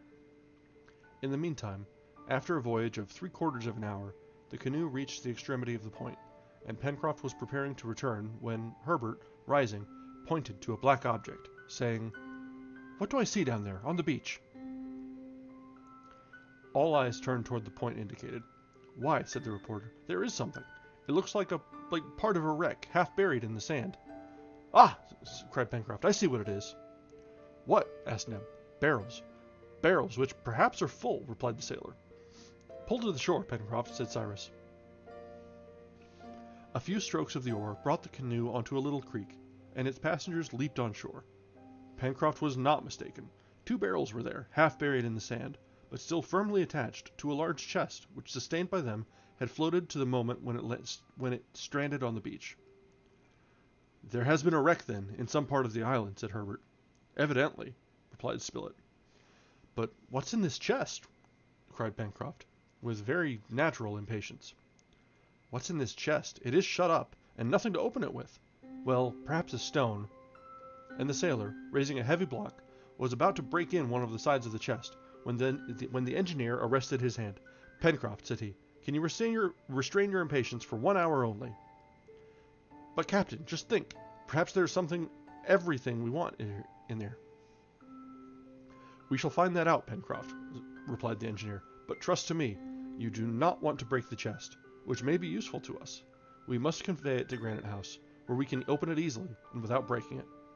It is quite prepared for a voyage, and since it has floated here, it may just as well float to the mouth of the river." "You are right, Captain. I was wrong, as usual," replied the sailor. The engineer's advice was good. In fact, the canoe probably would not have been able to contain the articles, possibly enclosed in the chest, which doubtless was heavy, since 2 empty barrels were required to buoy it up. It was, therefore, much better to tow it to the beach at Granite House. And now, whence had this chest come? That was the important question. Cyrus Harding and his companions looked attentively around them, and examined the shore for several hundred steps. No other articles or pieces of wreck could be found. Herbert and Neb climbed a high rock to survey the area, but there was nothing in sight, neither a dismasted vessel nor a ship under sail. However, there was no doubt that there had been a wreck. Perhaps this incident was connected with that of the bullet. Perhaps strangers had landed on another part of the island. Perhaps they were still there. But the thought which came naturally to the settlers was that these strangers could not be Malay pirates, for the chest was evidently of American or European make. All the party returned to the chest, which was of an unusually large size. It was made of oak wood, very carefully closed, and covered with a thick hide, which was secured by copper nails. The 2 great barrels, hermetically sealed, but which sounded hollow and empty, were fastened to its sides by strong ropes, knotted with a skill which Pencroft directly pronounced sailors alone could exhibit.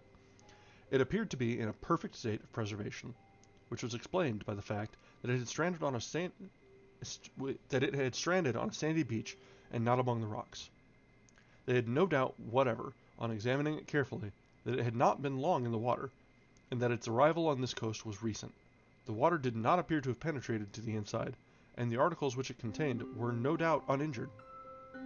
It was evident that this chest had been thrown overboard from some dismasted vessel driven towards the island, and that, in the hope that it would reach the land, where they might afterwards find it, the passengers had taken the precaution to buoy it up by means of this floating apparatus. "We will tow this chest to Granite House," said the engineer, "where we can make an inventory of its contents. Then, if we discover any of the survivors from the supposed wreck, we can return it to those whom it belongs. If we find no one, we will keep it for ourselves," cried Pencroft. "But what in the world can there be in it?"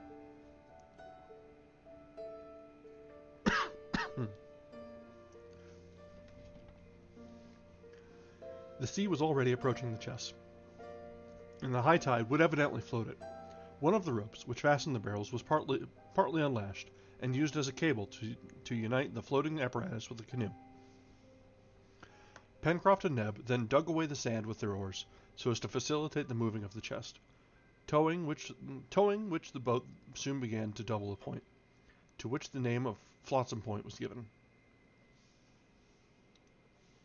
The chest was heavy, and the barrels were scarcely sufficient to keep it above water. The sailor also feared every instant that it would get loose and sink to the bottom of the sea.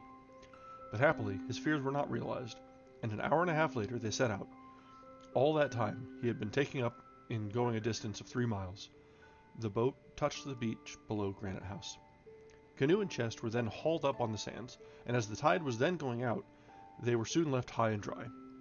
Neb, hurrying home, brought back some tools with which to open the chest in such a way that it might be injured as little as possible, and they proceeded to its inventory. Pencroft did not try to hide that he was greatly excited. The sailor began by detaching the 2 barrels, which, being in good condition, would of course be of use. Then the locks were forced with a cold chisel and hammer, and the lid thrown back. A second casing of zinc lined the interior of the chest, which had been evidently arranged that the articles which it had closed might, under any circumstances, be sheltered from damp. "Oh!" cried Neb, "suppose it's jam!" "I hope not," replied the reporter. "If only there was," said the sailor in a low voice. "What?" asked Neb, who overheard him. "Nothing." The covering of zinc was torn off and thrown back over the sides of the chest, and by degrees numerous articles of very varied character were produced and strewn about on the sand. At each new object Pencroft uttered fresh hurrahs. Herbert clapped his hands, and Neb danced up and down. There were books which made Herbert wild with joy, and cooking utensils which Neb covered with kisses. In short, the colonists had reason to be extremely satisfied, for this chest contained tools, weapons, instruments, clothes, books, and that this is the exact list of them as stated in Gideon Spilett's notebook. Tools: 3 knives with several blades, 2 woodsman's axes, 2 carpenter's hatchets, 3 planes, 2 adzes, 1 twibill or mattock, 6 chisels, 2 files, 3 hammers, 3 gimlets, 2 augers, 10 bags of nails and screws, 3 saws of different sizes, 2 boxes of needles. Weapons: 2 flintlock guns, 2 for percussion caps, 2 breech loader carbines, 5 boarding cutlasses, 4 sabers, 2 barrels of powder, each containing 25 pounds, 12 boxes of percussion caps. Instruments: 1 sextant, 1 double opera glass, 1 telescope, 1 box of mathematical instruments, 1 mariner's compass, 1 Fahrenheit thermometer, 1 aneroid barometer, 1 box containing a photographic apparatus, object glass, plates, chemicals, etc. Clothes: 2 dozen shirts of a peculiar material resembling wool, but evidently of a vegetable origin. 3 dozen stockings of the same material. Utensils: 1 iron pot, 6 copper saucepans, 3 iron dishes, 10 metal plates, 2 kettles, 1 portable stove, 6 table knives. Books: 1 Bible, 1 atlas, 1 dictionary of the different Polynesian idioms, 1 dictionary of natural science, in 6 volumes, 3 reams of white paper, 2 books with blank pages. "It must be allowed," said the reporter, after the inventory had been made, "that the owner of this chest was a practical man. Tools, weapons, instruments, clothes, utensils, books, nothing is wanting. It might really be said that he expected to be wrecked and had prepared for it beforehand. Nothing is wanting indeed, murmured Cyrus Harding thoughtfully. And for a certainty, added Herbert, the vessel which carried this chest and its owner was not a Malay pirate. Unless, said Pencroft, the owner had been taken prisoner by pirates. That is not admissible, replied the reporter. It is more probable that an American or European vessel has been driven into this quarter,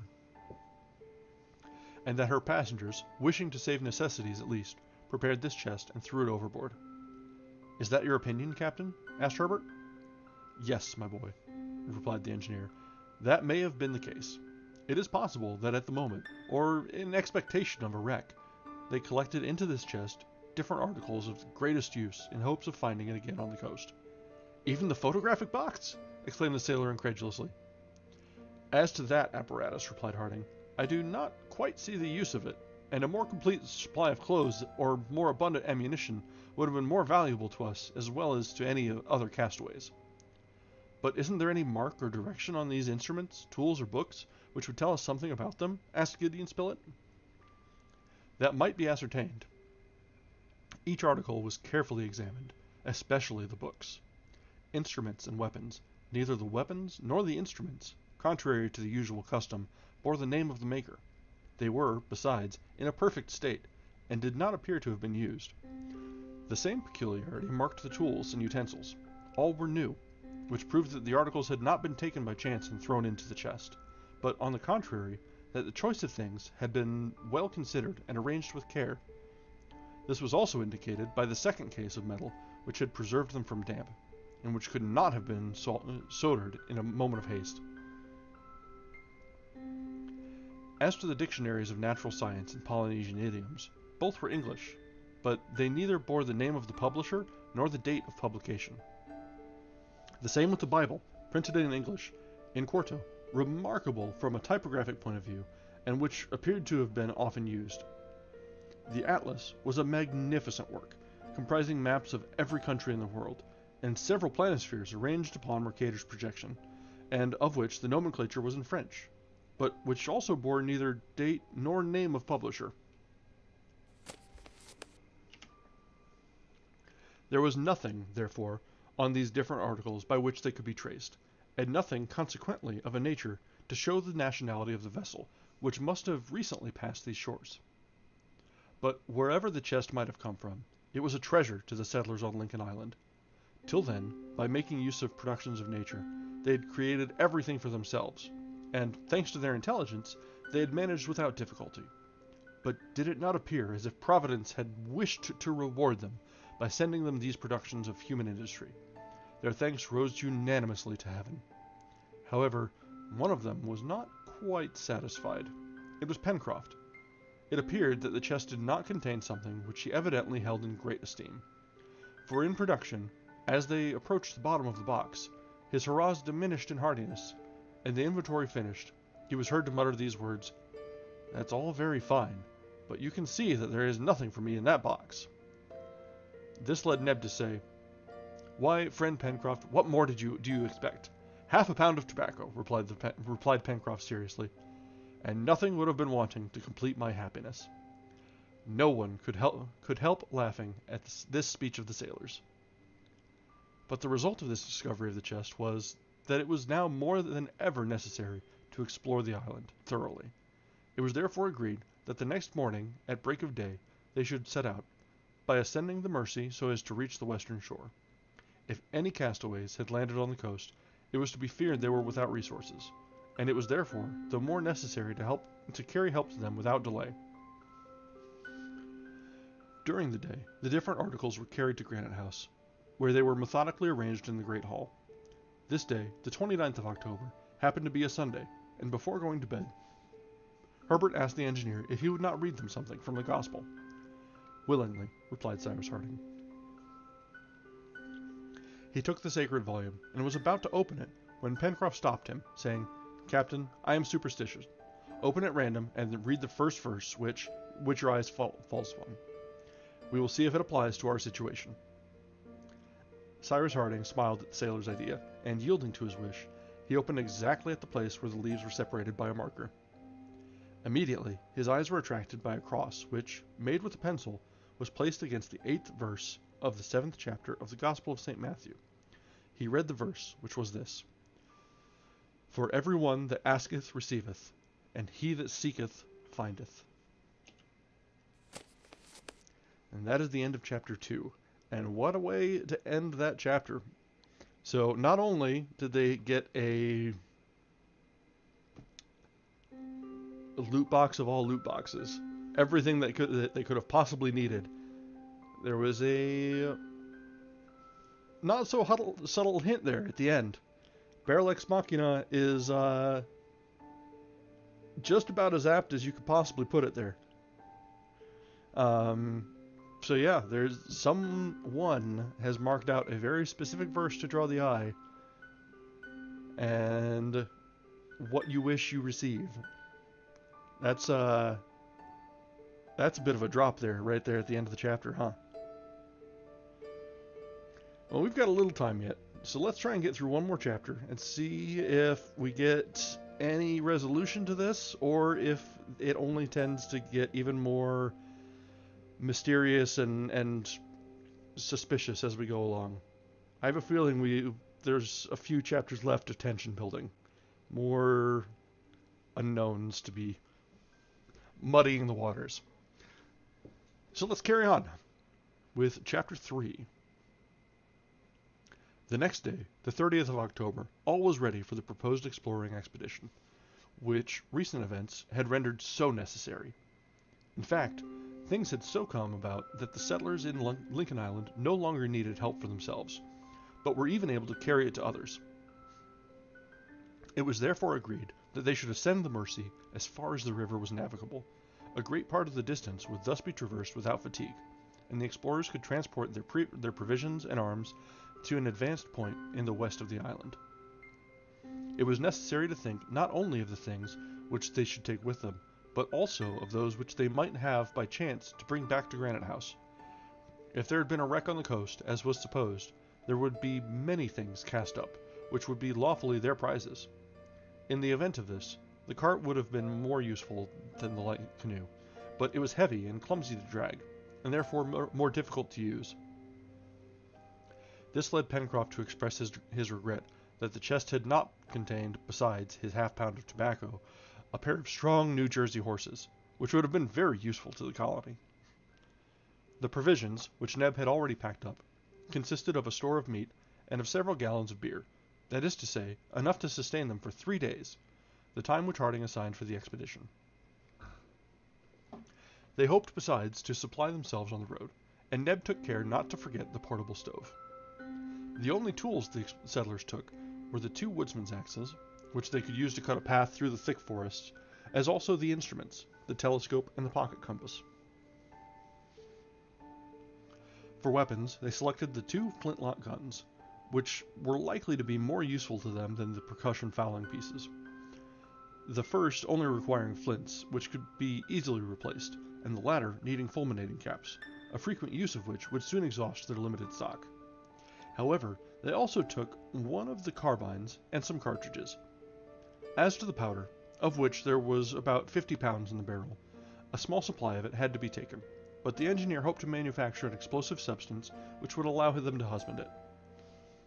To the firearms were added the 5 cutlasses, well sheathed in leather, and, thus supplied, the settlers could venture into the vast forest with some chance of success.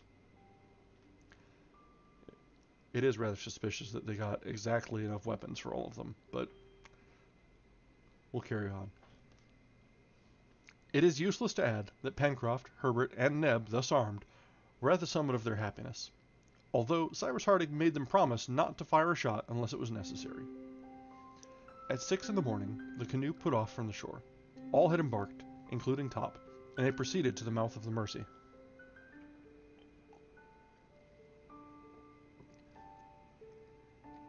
The tide had begun to come up half an hour before. For several hours, therefore, there would be a current, which it was well to profit by, for later the ebb would make it difficult to ascend the river. The tide was already strong, for in 3 days the moon would be full, and it was enough to keep the boat in the center of the current. where it floated swiftly along between the high banks, without it being necessary to increase its speed by the aid of the oars. In a few minutes, the explorers arrived at the angle formed by the Mersey, and exactly at the place where, 7 months before, Pencroft had made his first raft of wood. After this sudden angle, the river widened and flowed under the shade of great evergreen firs. The aspect of the banks was magnificent. Cyrus Harding and his companions could not but admire the lovely effects so easily produced by nature with water and trees. As they advanced, the forest element diminished. On the right bank of the river grew magnificent specimens of the Ulmaceae tribe, the precious elm, so valuable to builders, and which withstands well in the action of water. Then there were numerous groups belonging to the same family. Among others, one in particular, the fruit of which produces a very useful oil. Further on, Herbert remarked the lardizabala, a twining shrub, which, when bruised in water, furnishes excellent cordage, and 2 or 3 ebony trees of a beautiful black, crossed with capricious veins. From time to time, in certain places, where the landing was easy, the canoe was stopped, when Gideon Spilett, Herbert, and Pencroft, their guns in their hands, and preceded by Top, jumped on shore. Without expecting game, some useful plant might be met with, and the young naturalist was delighted with discovering a sort of wild spinach, belonging to the order of Chinopodiaceae. Chinopodiaceae? Man, I gotta work on my Greek and Latin. The numerous specimens of cruciferae belonging to the cabbage tribe, which it would certainly be possible to cultivate by transplanting. There were cresses, horseradish, turnips, and lastly, little branching hairy stalks, scarcely more than 3 feet high, which produced brownish grains. "Do you know what this plant is?" asked Herbert of the sailor. "Tobacco!" cried Pencroft, who evidently had never seen his favorite plant except in the bowl of his pipe. "No, Pencroft," replied Herbert, "this is not tobacco. It is mustard." "Mustard be hanged!" replied the sailor. "But if by chance you happen to come across a tobacco plant, my boy, pray don't scorn that." "We shall find it some day," said Gideon Spilett. "Well," exclaimed Pencroft, "when that day comes, I do not know what will be more wanting in our island." These different plants, which had been carefully rooted up, were carried to the canoe, where Cyrus Harding remained, buried in thought. The reporter, Herbert, and Pencroft, in this manner, frequently disembarked, sometimes on the right bank, sometimes on the left bank on the Mersey. The latter was left abrupt, but the former more wooded. The engineer ascertained by consulting his pocket compass that the direction of the river from the first turn was obviously southwest and northeast, and nearly straight for a length of about 3 miles. But it was to be supposed that this direction changed beyond that point, and that the Mersey continued to the northwest towards the spurs of Mount Franklin, among which the river rose. During one of these excursions, Gideon Spilett managed to get hold of 2 couples of living gallinaceae. They were birds with long, thin beaks, lengthened necks, short wings, and without any appearance of a tail. Herbert rightly gave them the name of tinamous, and it was resolved that they should be the first tenants of their future poultry yard. But till then the guns had not spoken, and the first report which awoke the echoes of the forests of the far west was provoked by the appearance of a beautiful bird resembling the kingfisher. "I recognize him!" cried Pencroft, and it seemed as if the gun went off by itself. "What do you recognize?" asked the reporter. "The bird which escaped us on our first excursion, and from which we gave the name to that part of the forest." "A jacamar!" cried Herbert. It was indeed a jacamar, of which the plumage shines with a metallic luster. A shot brought it to the ground, and Top carried it to the canoe. At the same time, a half-dozen lories were brought down. The lory is of the size of a pigeon, the plumage dashed with green. Part of the wings were crimson, and its crest bordered with white. To the young boy belonged the honor of this shot, and he was proud enough of it. Lories are better food than the jacamar, the flesh of which is rather tough, but it was difficult to persuade Pencroft that he had not killed the king of eatable birds. It was 10 o'clock in the morning when the canoe reached a second angle of the Mersey, nearly 5 miles from its mouth. Here, a halt was made for breakfast, under the shade of some splendid trees. The river still measured from 60 to 70 feet in breadth, and its bed was from 5 to 6 feet in depth. The engineer had observed that it was increased by numerous affluents, but they were unnavigable, being simply little streams. As to the forest, including Jacamar Wood, as well as the forests of the far west, it extended as far as the eye could reach. In no place, either in the depths of the forest or under the trees, or the banks of the Mersey, was the presence of man revealed. The explorers could not discover one suspicious tree. It was evident that the woodsman's axe had never touched these trees, that the pioneer's knife had never severed the creepers hanging from one trunk to another in the midst of tangled brushwood and long grass. If castaways had landed on the island, they could not yet have quitted the shore, and it was not in the woods that the survivors of the supposed shipwreck should be sought. The engineer therefore manifested some impatience to reach the western coast of Lincoln Island, which was at least 5 miles distant, according to his estimation. The voyage was continued, and as the Mersey appeared to flow not towards the shore, but rather towards Mount Franklin, it was decided that they should use the boat as long as there was enough water under its keel to float it. It was both fatigue spared and time gained, for they would have obliged to cut a path through the thick wood with their axes. But soon the flow completely failed them. Either the tide was going down, and it was about the hour, or it could no longer be felt at this distance from the mouth of the Mersey. They had therefore to make use of the oars. Herbert and Neb each took one, and Pencroft took the scull. The forest soon became less dense. The trees grew further apart, and often quite isolated, but the further they were from each other, the more magnificent they appeared, profiting, as they did, by the free, pure air which circulated around them. What splendid specimens of the flora of this latitude! Certainly their presence would have been enough for a botanist to name without hesitation the parallel which traversed Lincoln Island. "Eucalypti!" cried Herbert. They were, in fact, those splendid trees, the giants of the extratropical zone, the congeners of the Australian and New Zealand eucalyptus, both situated under the same latitude as Lincoln Island. Some rose to a height of 200 feet. Their trunks at the base measured 20 feet in circumference, and their bark was covered by a network of farrows containing a red, sweet-smelling gum. Nothing is more wonderful or more singular than those enormous specimens of the order of the Myrtaceae, with their leaves placed vertically and not horizontally, so that an edge and not a surface looks upwards. The effect being that the sun's rays penetrate more freely among the trees. The ground at the foot of the eucalypti was carpeted with grass, and from the bushes escaped flights of little birds, which glittered in the sunlight like winged rubies. "These are something like trees," cried Neb, "but are they good for anything?" "Pooh! Of course there are vegetable giants as well as human giants, and they are no good, except to show themselves at fairs." "I think that you are mistaken, Pencroft," replied Gideon Spilett, "and that the wood of the eucalyptus has begun to be very advantageously employed in cabinet making."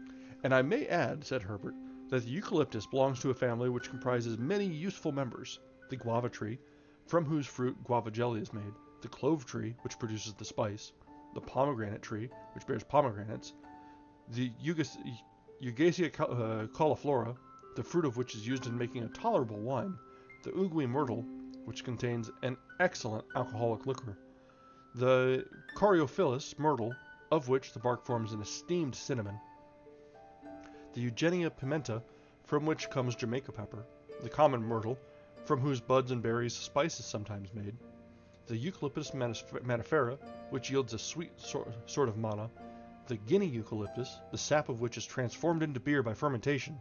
In short, all those trees known under the name of gum trees or ironbark trees in Australia belong to this family of the Myrtaceae, which contains 46 genera and 1,300 species." Man, that kid's got a mouthful. The land was allowed to run on, and he delivered his little botanical lecture with great animation. Cyrus Harding listened smiling, and Pencroft with an indescribable feeling of pride. "Very good, Herbert," replied Pencroft.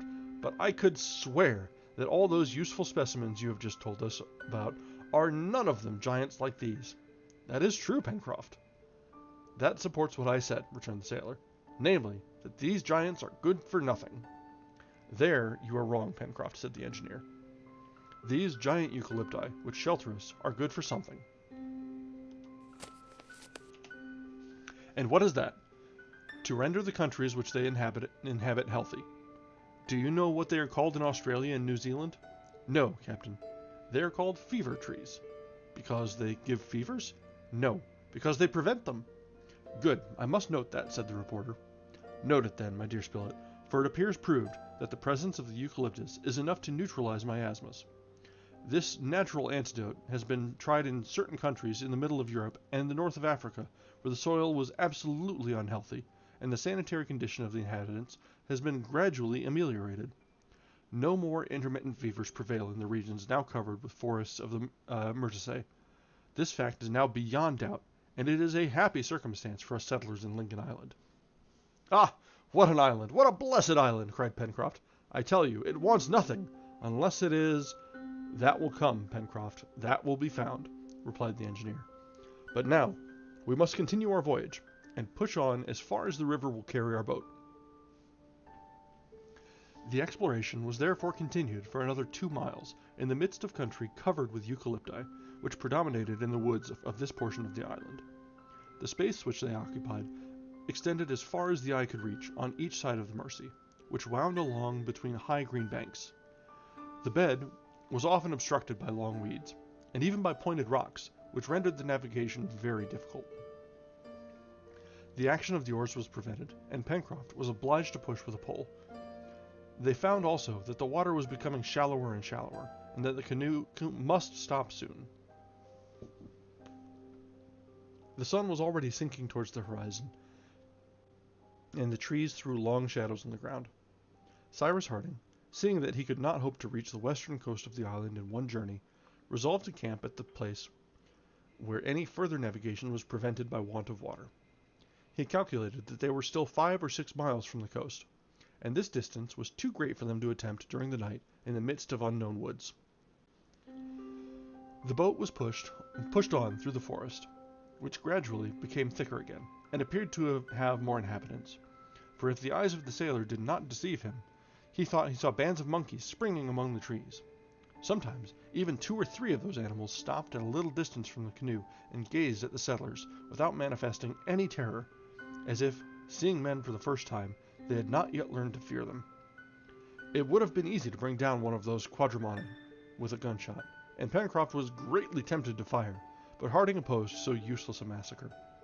This was prudent, for the monkeys, or apes rather, appeared to be very powerful and extremely active. It was useless to provoke an unnecessary aggression, and the creatures might, ignorant of the power of the explorer's firearms, have attacked them. It is true that the sailor considered the monkeys from a purely alimentary point of view, for those animals which are herbivorous make very excellent game, but since they had an abundant supply of provisions, it was a pity to waste their ammunition. Towards 4 o'clock, the navigation of the Mersey became exceedingly difficult, for its course was obstructed by aquatic plants and rocks. The banks rose higher and higher, and already they were approaching the spurs of Mount Franklin. The source could not be far off, since it was fed by the water from the southern slopes of the mountain. In a quarter of an hour, said the sailor, we shall be obliged to stop, Captain.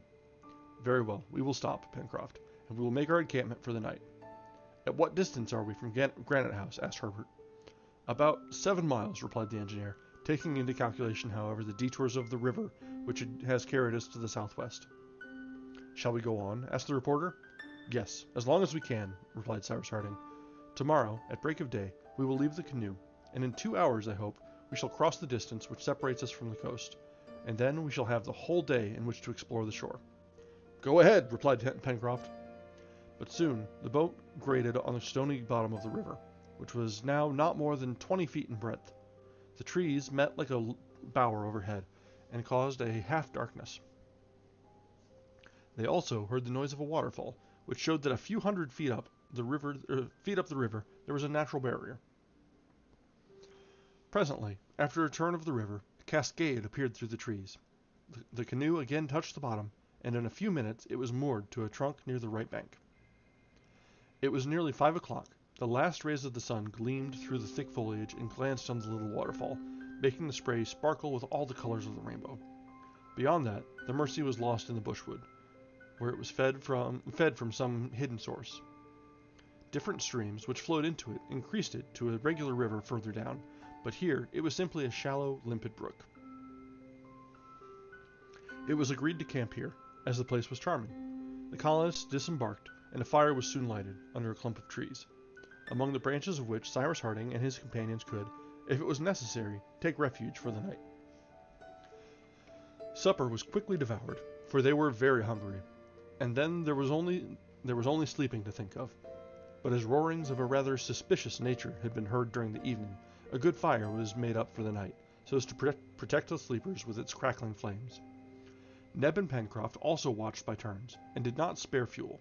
They thought they saw the dark forms of some wild animals prowling round the camp among the bushes, but the night passed without incident, and the next day, the 31st of October, at 5 o'clock in the morning, all were on foot, ready for a start.